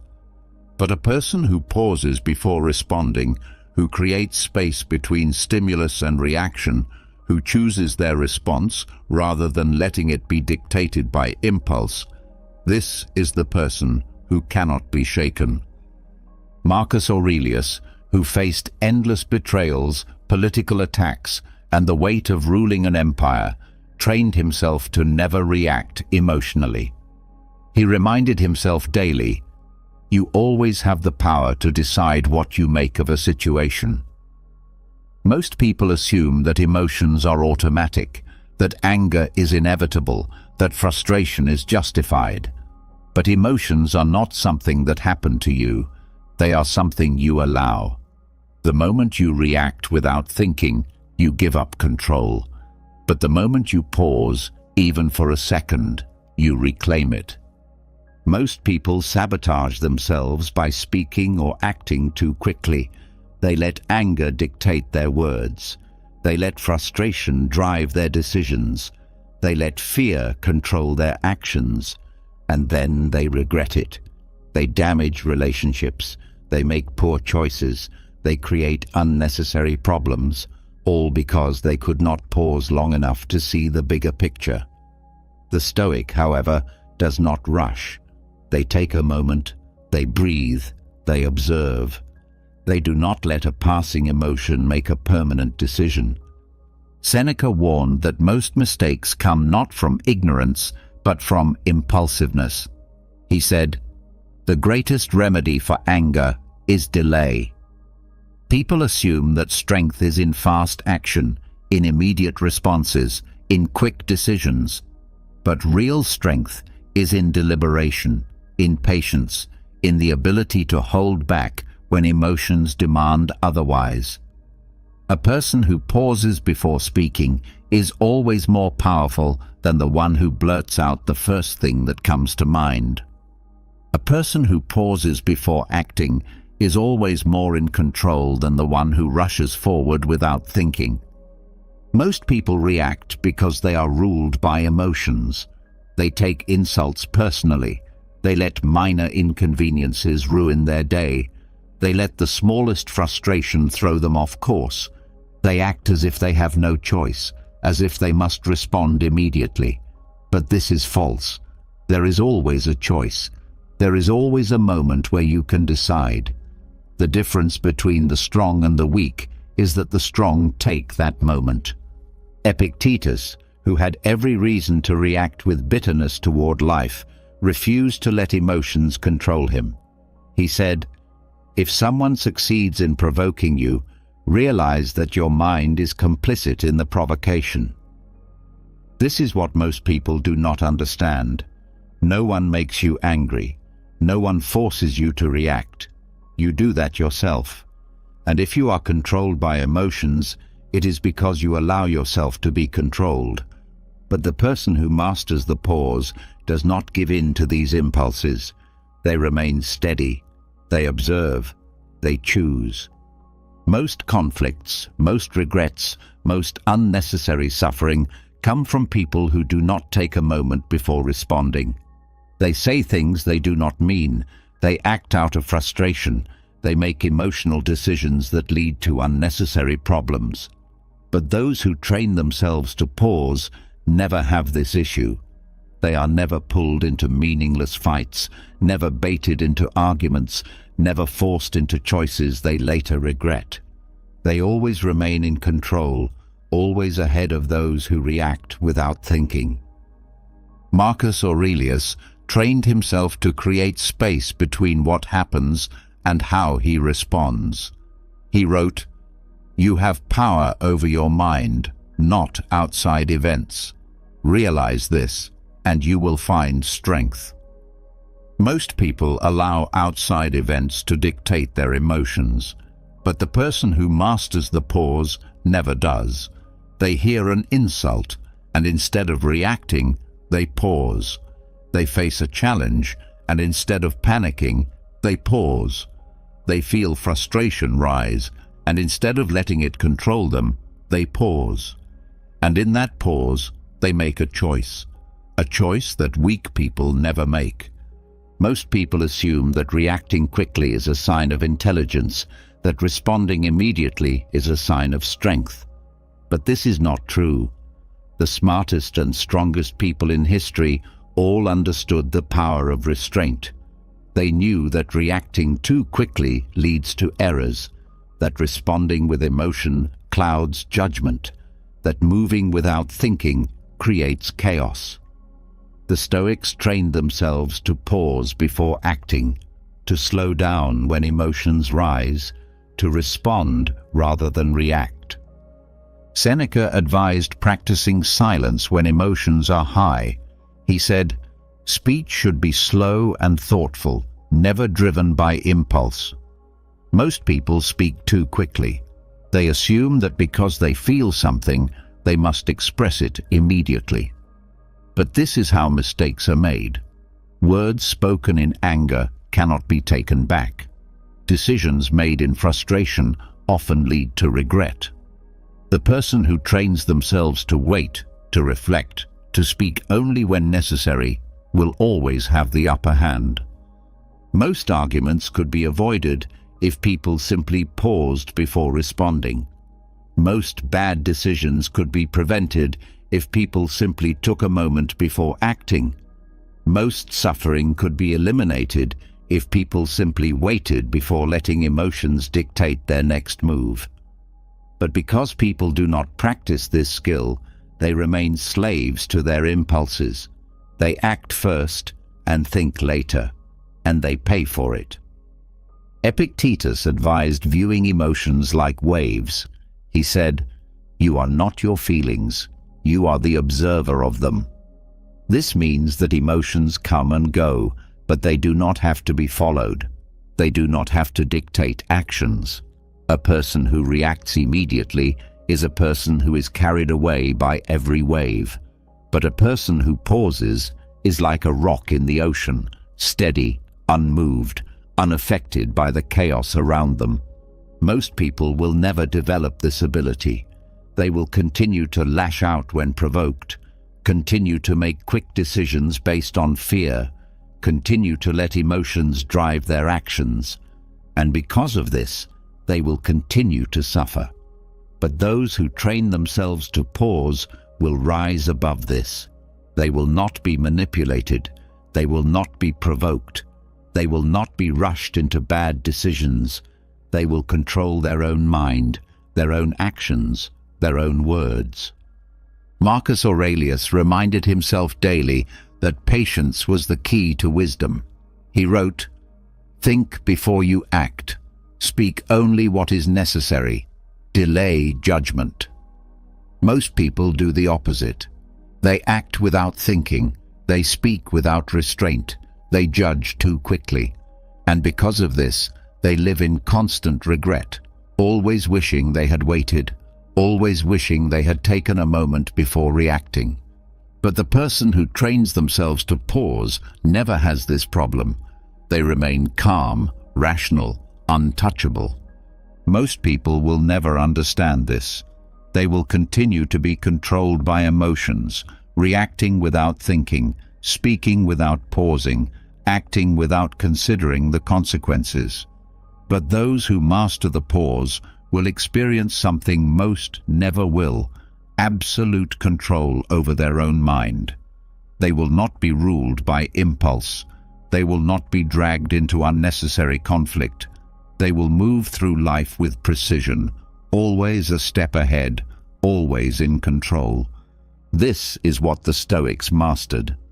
And now, so can you. Stop reacting. Stop speaking without thinking. Stop making decisions based on fleeting emotions.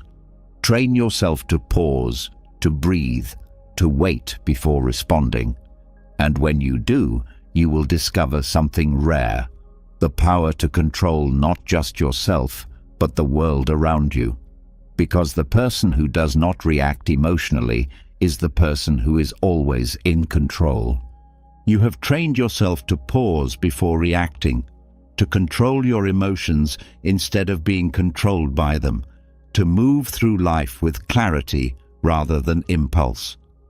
But there is still one thing that keeps most people trapped in suffering: their refusal to accept loss before it happens. Most people live in fear of things breaking, people leaving, plans failing. They attach themselves so tightly to what they have that the very thought of losing it causes stress. They resist the natural flow of life, believing that if they hold on hard enough, they can prevent change. But this is an illusion, and the more they resist, the more they suffer. The Stoics understood something most people ignore. Everything you love will eventually be lost. Everything you own, everyone you know, even your own body, will one day be gone. And the key to freedom is not avoiding this truth, but embracing it. There is a famous Buddhist teaching that says, "The glass is already broken." When you drink from a cup, you do not think about it shattering, but in reality, it is already broken. Maybe not today, maybe not tomorrow, but eventually it will slip, crack, or be lost. If you accept this now, when the day comes, you do not suffer, because you knew it was coming. You did not resist reality. You were prepared. Most suffering is not caused by loss itself, but by the shock of it. People assume that what they have today will be there forever. They assume that relationships will last, that money will always flow, that health will remain strong, but nothing is permanent. And when reality reminds them of this, they collapse. They grieve not just because something is gone, but because they never prepared for the possibility of losing it. The Stoic does not make this mistake. The Stoic does not just accept loss, they expect it. Seneca warned against believing that anything truly belongs to you. He said, "What fortune has given you, fortune can take away." This is not meant to create pessimism, it is meant to create freedom. A person who expects nothing to last is never broken when it doesn't. They enjoy what they have while they have it, but they do not cling. They do not beg life to let them keep things that were never truly theirs. And because of this, they are untouchable. Most people tie their happiness to what they possess. They believe that if they just keep everything intact, relationships, wealth, status, they will be fine. But deep down, they are always afraid. They live in constant anxiety, terrified of losing what they depend on. They do not sleep peacefully because they are always guarding their treasures. But the Stoic does not guard what was never theirs to keep. They love fully, they engage completely, but they hold nothing so tightly that losing it destroys them. Marcus Aurelius trained himself to see everything as temporary. He wrote, "Soon you will have forgotten everything. Soon everything will have forgotten you." This is not a depressing thought. It is a liberating one. It means that nothing is so important that it should disturb your peace. It means that no loss should shake you, because you have already accepted its inevitability. Most people fight against loss, trying to control what is not theirs to control. They argue with reality, demanding that things stay the same. But this resistance only deepens suffering. A person who understands that everything is already broken does not fear when it finally shatters. They do not waste time mourning what was always meant to change. They take what is given, enjoy it fully, and release it when the time comes. Epictetus, who lived through slavery and hardship, understood this deeply. He said, "Never say of anything, 'I have lost it,' but instead, 'It has been returned.'" This is the mindset that makes a person unshakable. They do not see loss as something being taken from them. They see it as life reclaiming what was never theirs to own. A loved one leaves. That was always going to happen. A job disappears. It was never permanent to begin with. Money is lost. It was never a guarantee. This is not about apathy. It is about clarity. Most people will never reach this level of acceptance. They will continue to fight against reality, to grasp at things that were never in their hands to begin with, and because of this, they will continue to suffer. But those who internalize this truth will experience something rare, peace in the face of loss. They will not be shaken when things end. They will not collapse when people leave. They will not resist when life changes. They will move through the world untethered, unattached, free. Seneca compared life to a loan. He said, "You have been entrusted with certain things, but they were never truly yours." Most people live as if they own the things they love, as if they are entitled to them forever. But life does not work this way. Everything is on loan, your possessions, your relationships, even your body. And one day, life will collect what it has lent you. The only question is whether you will accept it with grace or with suffering. Most fear is rooted in attachment. People fear losing loved ones because they believe they cannot live without them. They fear financial hardship because they believe money defines their security. They fear change because they believe stability is necessary for happiness. But all of this is an illusion. Nothing outside of you is permanent, and the sooner you accept this, the sooner you will be free from fear. Marcus Aurelius reminded himself daily that everything was already gone. He wrote, "Think of yourself as dead. You have lived your life.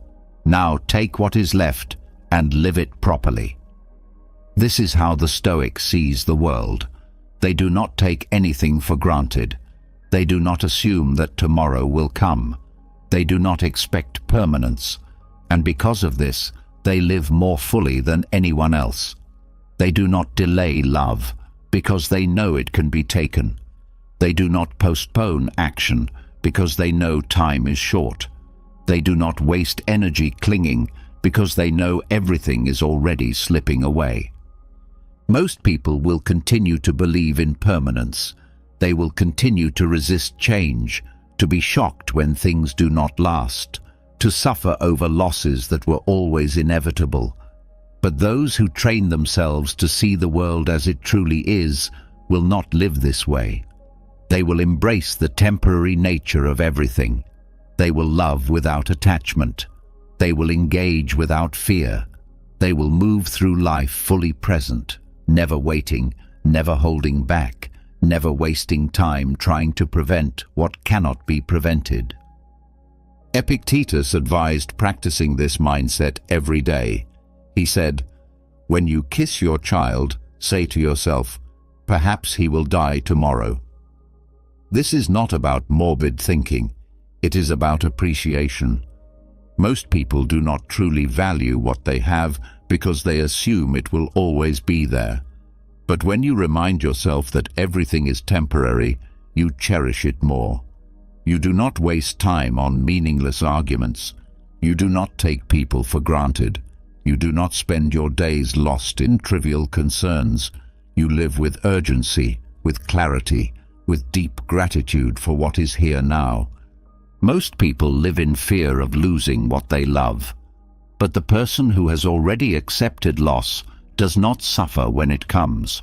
They have rehearsed it in their mind. They have made peace with it before it happens. And when it does, they do not break. They remain steady. They move forward. They do not cling to what is gone. They do not mourn endlessly for what was always temporary. They carry on, not because they do not care, but because they understand. This is what the Stoics mastered.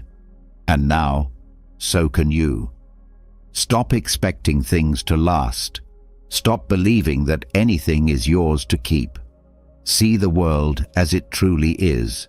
Temporary, fleeting, already broken. And when you do, you will experience something most people never will. Freedom from suffering, freedom from fear, freedom to live fully now, without hesitation, without resistance, without the weight of attachment. Because once you accept that the glass is already broken, you are finally free. You have learned to accept loss before it happens, freed yourself from the illusion of permanence, and let go of attachment to things that were never truly yours. But there is still one force that keeps most people weak, one habit that wastes their energy and dilutes their influence, the inability to control their words. Most people speak too much and say too little. They fill the silence with noise, desperate to be heard, desperate to prove something, desperate to validate themselves. They react emotionally, talk before thinking, and believe that speaking more makes them stronger. But the Stoics understood a deeper truth. Real power is found in restraint.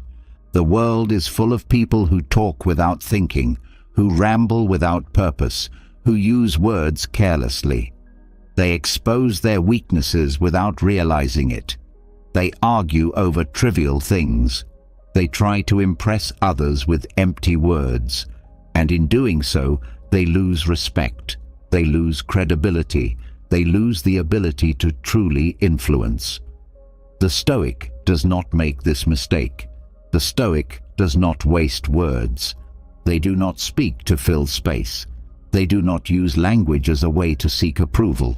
They speak only when necessary, and when they do, every word carries weight. Marcus Aurelius trained himself to be measured in speech. He wrote, "Say only what is necessary. Speak only what is true." Most people do the opposite. They speak to hear themselves. They speak to force their opinions on others. They speak to mask their insecurities. But the more a person talks, the more they reveal, and the more they reveal, the weaker they become. A person who speaks without control shows their emotions too easily, exposes their flaws too openly, and loses the respect of those who listen. Most arguments, most regrets, most unnecessary conflicts come from people who do not control their words. They speak in anger, they speak out of pride, they speak to defend their ego, and then they suffer the consequences. They lose trust. They damage relationships. They say things they cannot take back. But those who have mastered their tongue do not face these problems. They do not rush to respond. They do not blurt out whatever comes to mind. They pause, they consider, and they choose their words with precision. Seneca warned against reckless speech. He said, "We have 2 ears and 1 mouth, so that we may listen more and speak less." People assume that speaking makes them powerful, that being the loudest in the room means they are in control. But true control is found in silence. The person who listens more than they speak always has the advantage. They gather information while others waste their breath. They understand people while others reveal too much. They gain respect while others lose it. Most people fear silence. They assume that if they do not speak, they will be overlooked, that their opinions will not matter. So they rush to fill every gap in conversation, never realizing that in doing so, they weaken their presence. A person who is always talking is never truly heard. But a person who speaks rarely, who chooses their words carefully, who only speaks when necessary, this is the person people listen to. This is the person who commands respect. Epictetus, who lived through hardship and knew the power of restraint, understood this deeply. He said, "If you wish to be strong, first learn to be silent." Most people will never understand this. They will continue to talk too much, to reveal too much, to waste their energy on words that do nothing. But those who learn to control their speech will move through life differently. They will not waste time in meaningless debates. They will not speak just to be noticed. They will not feel the need to explain themselves when silence is enough. And because of this, they will always be in control. Most conflicts can be avoided if a person simply learns to say less. Most misunderstandings can be prevented by listening more. Most mistakes can be erased by pausing before speaking. But because people do not train themselves in this, they remain at the mercy of their own words. They regret what they say. They damage their credibility. They lose the respect of those around them. But the person who has trained themselves to speak less, but say more, never has this problem. Marcus Aurelius reminded himself daily to keep his words sharp and minimal. He wrote, "Do not argue with fools.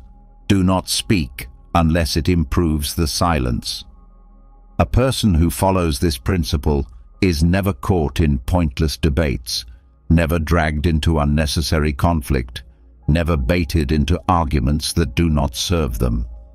They say only what is needed, and because of this, their words are valued. Most people believe that persuasion comes from saying more, that influence is about talking louder, that respect is earned through constant assertion. But the truth is the opposite. The more a person speaks, the more their words lose value. The more they explain, the weaker they seem. The more they try to prove themselves, the more desperate they appear. But the person who speaks with restraint does not have this issue. When they talk, people listen. When they give their opinion, it is taken seriously. Because they do not waste words, their words matter.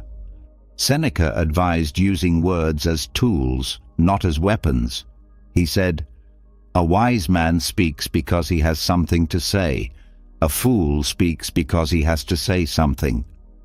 Most people speak out of compulsion. They do not think before they talk. They react emotionally. They ramble without purpose. They speak just to fill space. But this is not strength. This is weakness. A person who cannot control their speech cannot control their life. A person who speaks out of impulse is ruled by impulse. But a person who speaks deliberately, who knows when to stay silent, who uses words with precision, this is the person who cannot be manipulated, who cannot be baited, who cannot be outmaneuvered. Most suffering caused by words is self-inflicted. People create enemies by saying too much. They invite conflict by speaking carelessly. They lose opportunities by revealing things they should have kept to themselves.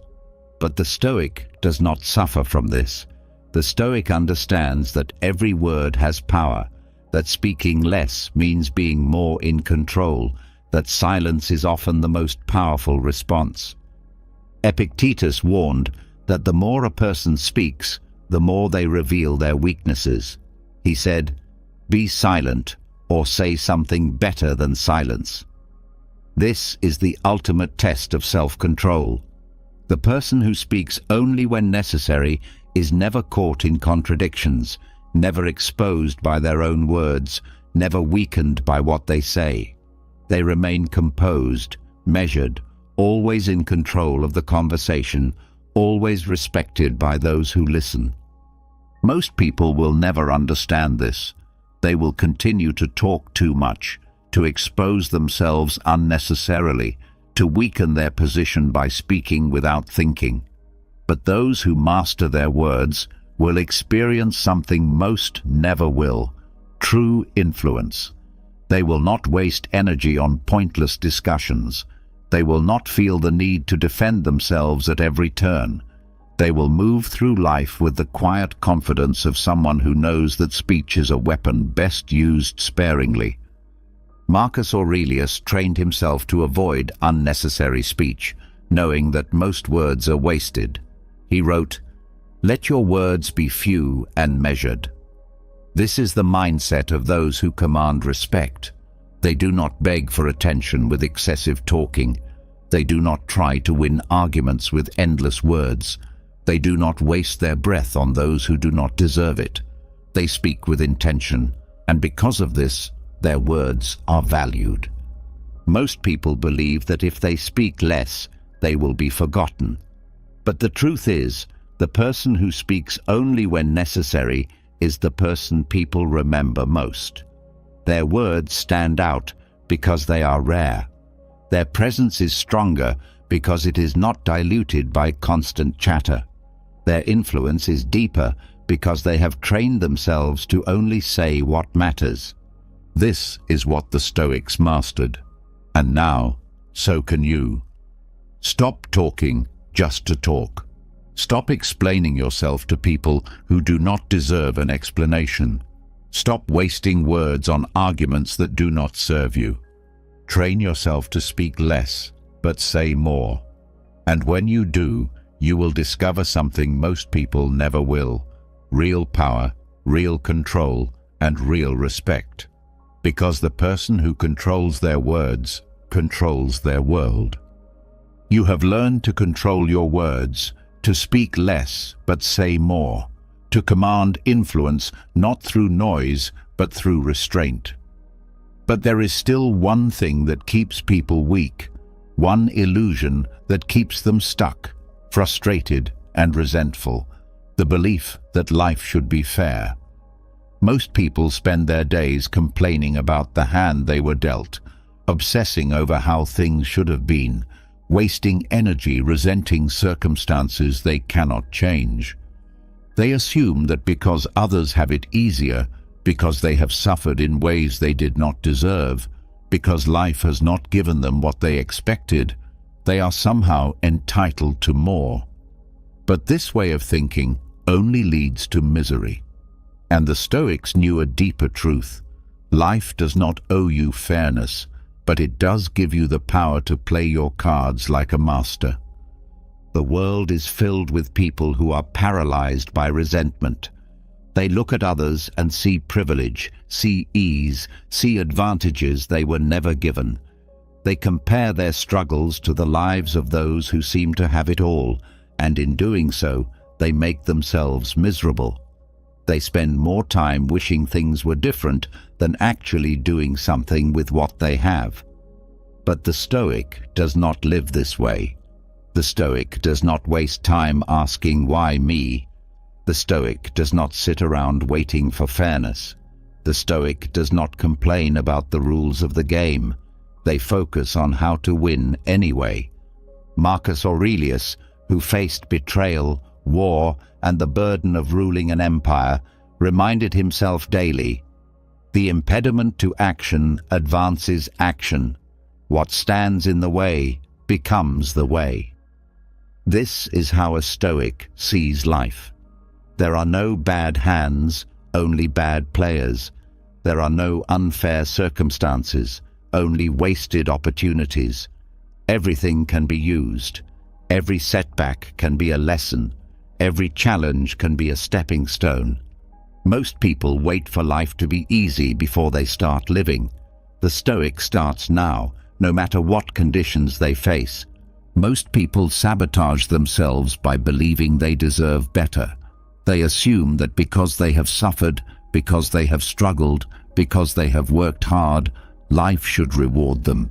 And when it does not, they become bitter. But the truth is, life does not operate on fairness. It operates on reality. The strong adapt. The weak complain. The strong find ways to thrive in any situation. The weak wait for the situation to change. The strong take responsibility for their circumstances. The weak blame everything but themselves. Seneca warned against comparing lives, knowing that it leads only to envy and resentment. He said, "No man is crushed by misfortune unless he has first been deceived by prosperity." This means that suffering is only unbearable if you believe you were supposed to be spared from it. But if you accept hardship as part of the game, if you stop expecting life to be comfortable, then nothing can break you. A person who believes that struggle is unfair will always be resentful, but a person who sees struggle as a natural part of life will find ways to use it. Most people believe that if their situation were different, they would be happy. They tell themselves that if they had more money, more support, more opportunities, everything would be better. But this is an illusion. Happiness does not come from circumstances. Strength does not come from ease. Success does not come from having the perfect conditions. Some of the greatest minds in history, the strongest people, the most unbreakable individuals, were forged in suffering. They did not wait for fairness. They built strength in the unfairness. Epictetus, who was born a slave, knew this more than anyone. He said, "It is not what happens to you, but how you respond that matters." He could have spent his life angry at the world, resenting his circumstances, waiting for someone to rescue him. But he did not. He used what he had. He played the hand he was dealt. He focused not on fairness, but on what he could control. And because of that, he became one of the greatest philosophers in history. Most people are blind to the opportunities in front of them because they are too busy resenting the opportunities they wish they had. They do not see the lessons in their struggles. They do not see the strength in their hardships. They do not see the wisdom in their suffering. They are so focused on what they lack that they never use what they have. But the Stoic does not waste time in self-pity. The Stoic understands that the only thing that matters is what you do with the cards in your hand. Marcus Aurelius reminded himself constantly that resistance to reality is what causes suffering. He wrote, "Do not waste time arguing about what a good man should be. Be one." People spend their days debating fairness, questioning fate, resenting their conditions. But none of this changes anything. None of this makes them stronger. None of this improves their situation. The only thing that matters is action. The only thing that matters is how you respond.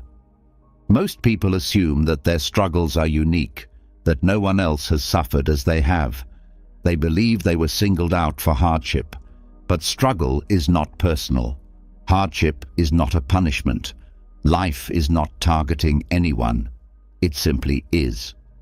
The difference between those who rise and those who fall is not in what they face, but in how they face it. Some use pain to build strength. Others use it as an excuse to stay weak. Some turn obstacles into wisdom. Others turn them into complaints. Seneca compared life to a battlefield. He said, "Difficulties strengthen the mind, as labor does the body." The person who refuses to fight, who complains that the battle is unfair, who resents that others have it easier, will never be strong. But the person who embraces the fight, who sees hardship as training, who refuses to let difficulty defeat them, this is the person who wins. Most people think that if they just had a better start, if they just had fewer struggles, if they just had a little more luck, they would be happy. But the truth is, the struggle is what makes you strong. A person who has never had to fight for anything is fragile. A person who has never faced real hardship is unprepared for life. The very things people resent are the very things that could build them, if only they would stop resisting and start using them. Epictetus advised viewing life as a challenge to be mastered. He said, "Difficulties show a man to himself." This means that the way you respond to unfairness, to hardship, to the struggles you did not ask for, this is what reveals your true character. Most people fold under pressure. They complain, they blame, they quit. But the ones who refuse to break, who refuse to let life defeat them, who refuse to see themselves as victims, these are the ones who become unshakable. Most people will never understand this. They will continue to focus on what they lack. They will continue to resent the cards they were dealt. They will continue to believe that life owes them something more. And because of this, they will remain weak, angry, and unsatisfied. But those who accept the reality of life, who embrace every struggle as fuel for strength, who refuse to be defined by what they lack, these are the ones who rise. Marcus Aurelius reminded himself daily that there was no point in fighting reality. He wrote, "You have power over your mind, not outside events. Realize this, and you will find strength." The person who masters this truth becomes unstoppable. They do not waste energy on complaints. They do not let unfairness defeat them. They do not focus on what is missing. They focus only on what they can do with what they have. And in doing so, they become something most people never will: free. This is what the Stoics mastered. And now, so can you. Stop waiting for life to be fair. Stop wasting energy on things you cannot change. Stop resenting what you were given and start using it. Train yourself to play your cards like a master, no matter how bad the hand is. And when you do, you will discover something few people ever do. That power was never in what you had. It was always in what you did with it. You have learned to play the hand you were dealt, to stop waiting for life to be fair, to turn every challenge into a tool for strength. But there is still one invisible force that keeps most people trapped, one weakness that keeps them restless, unsatisfied, and forever chasing: the illusion that more will finally be enough. Most people live as slaves to their desires.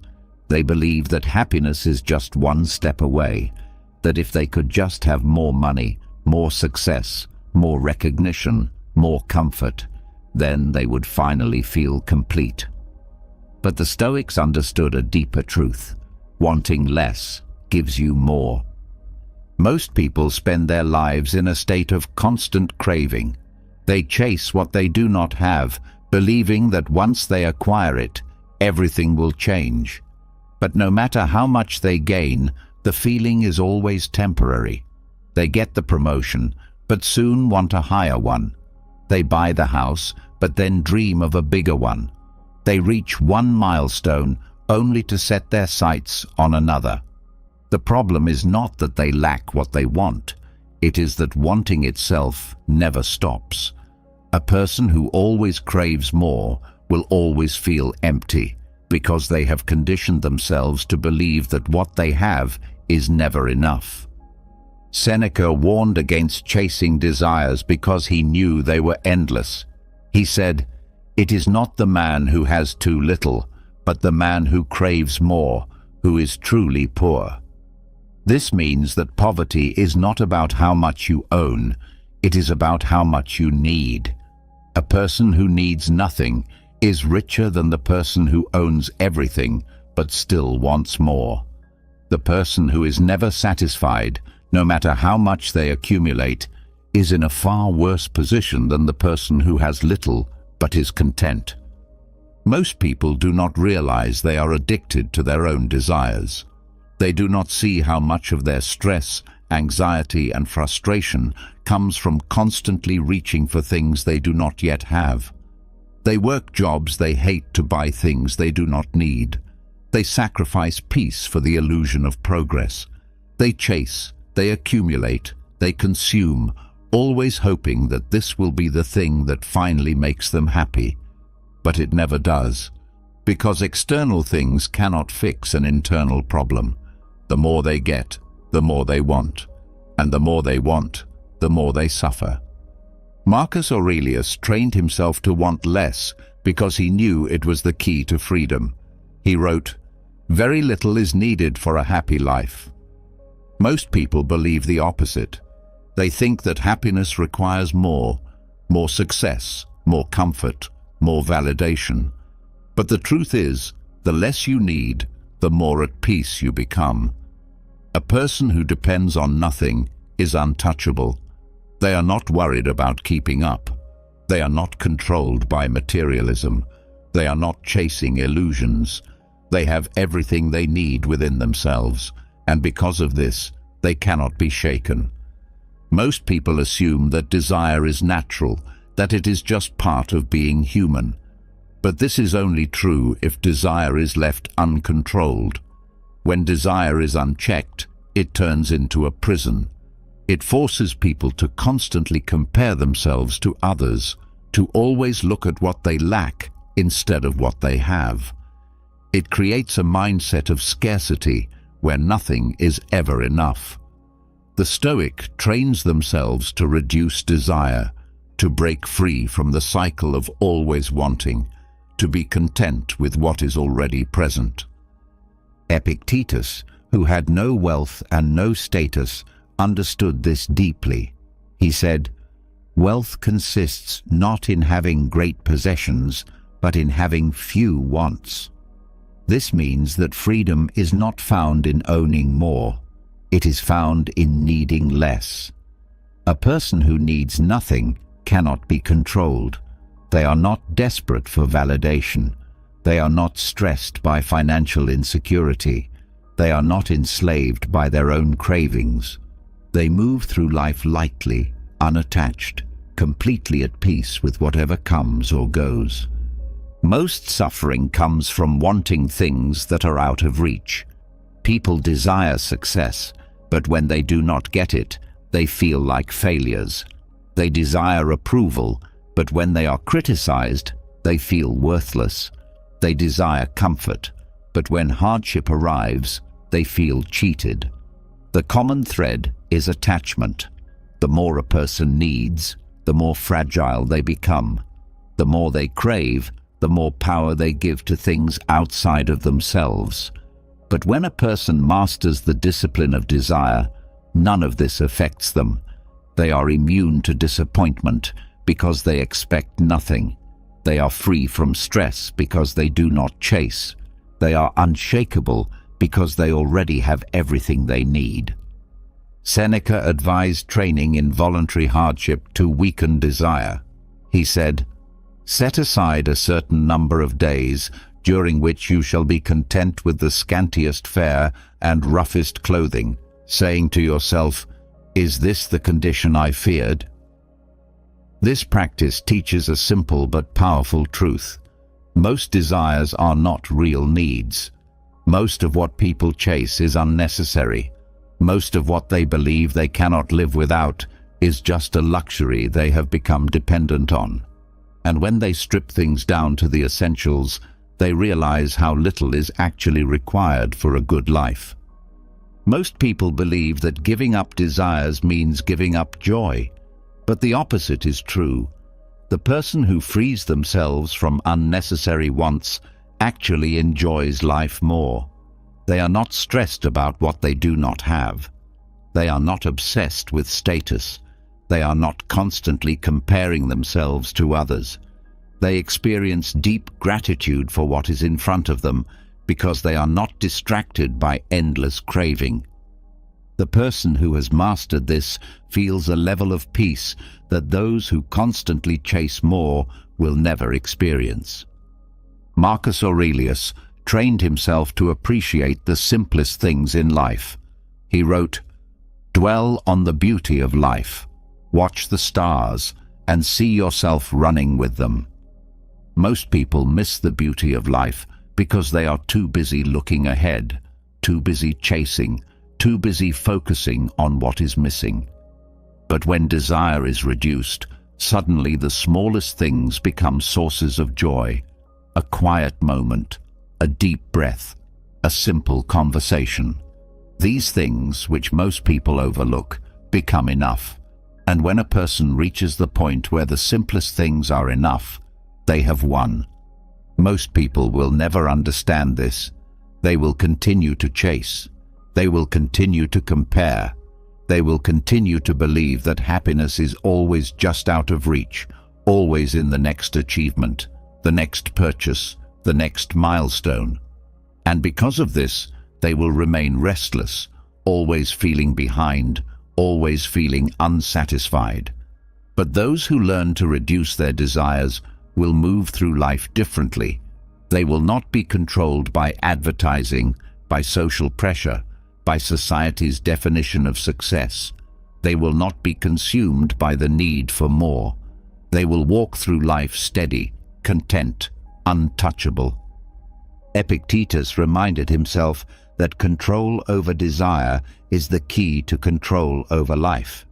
He said, "Freedom is the control of desire." Most people are prisoners of their cravings. They spend their entire lives wanting, reaching, hoping, never realizing that the prison door was always open, that the key to freedom was always in their own hands.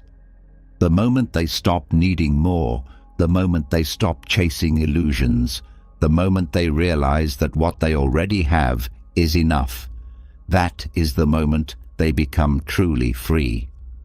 Most people believe that happiness comes from gaining more, but the truth is, happiness comes from needing less. The less you crave, the less you suffer. The less you expect, The less you are disappointed, the less you need, the more powerful you become. This is what the Stoics mastered, and now so can you. Stop believing that more will finally be enough. Stop chasing things that do not matter. Stop attaching your peace to external desires. Train yourself to want less, and you will find something most people never do: absolute freedom. Because the person who wants nothing cannot be defeated. They cannot be manipulated. They cannot be made to feel incomplete. They are already whole, and once you reach that point, you will realize something most people never will. You had everything you needed all along. You have just been through the most powerful lessons of Stoicism, the ancient philosophy that turns ordinary people into unshakable forces. You have trained your mind to stand strong in chaos, to detach from what you cannot control, to expect nothing and appreciate everything. You have learned to endure hardship, to silence the noise, to speak less but say more. You now understand that happiness is not something you chase. It is something you build by letting go of unnecessary desires, by mastering your emotions, by taking full responsibility for your mind. Most people will go their entire lives without understanding these truths. They will continue to be ruled by their impulses, controlled by their fears, trapped in the endless cycle of wanting more, fearing loss, reacting without thinking. But you now have the blueprint to live differently. You have the tools to walk through life steady, untouchable, immune to the storms that break others. The only question is, what will you do with it? Knowledge is worthless without action. Strength is meaningless without practice. So here's the challenge. Pick just one lesson from everything you've learned and apply it starting today. Will you train yourself to pause before reacting? Will you reduce your desires and stop chasing illusions? Will you take full responsibility for your mind, never blaming anything outside yourself for how you feel? Whatever it is, commit to it, because the difference between knowing and becoming is doing. Now, I want to hear from you. Leave a comment below and tell me, which lesson from Stoicism hit you the hardest? What's the one thing that made you stop and rethink how you've been living? Let me know, because your insight might be exactly what someone else needs to hear. And if you haven't already, make sure you subscribe to the channel. There's more to come, more lessons, more challenges, more tools to make you mentally indestructible. Don't just consume wisdom, live it. I'll see you in the next video. Stay strong, stay stoic.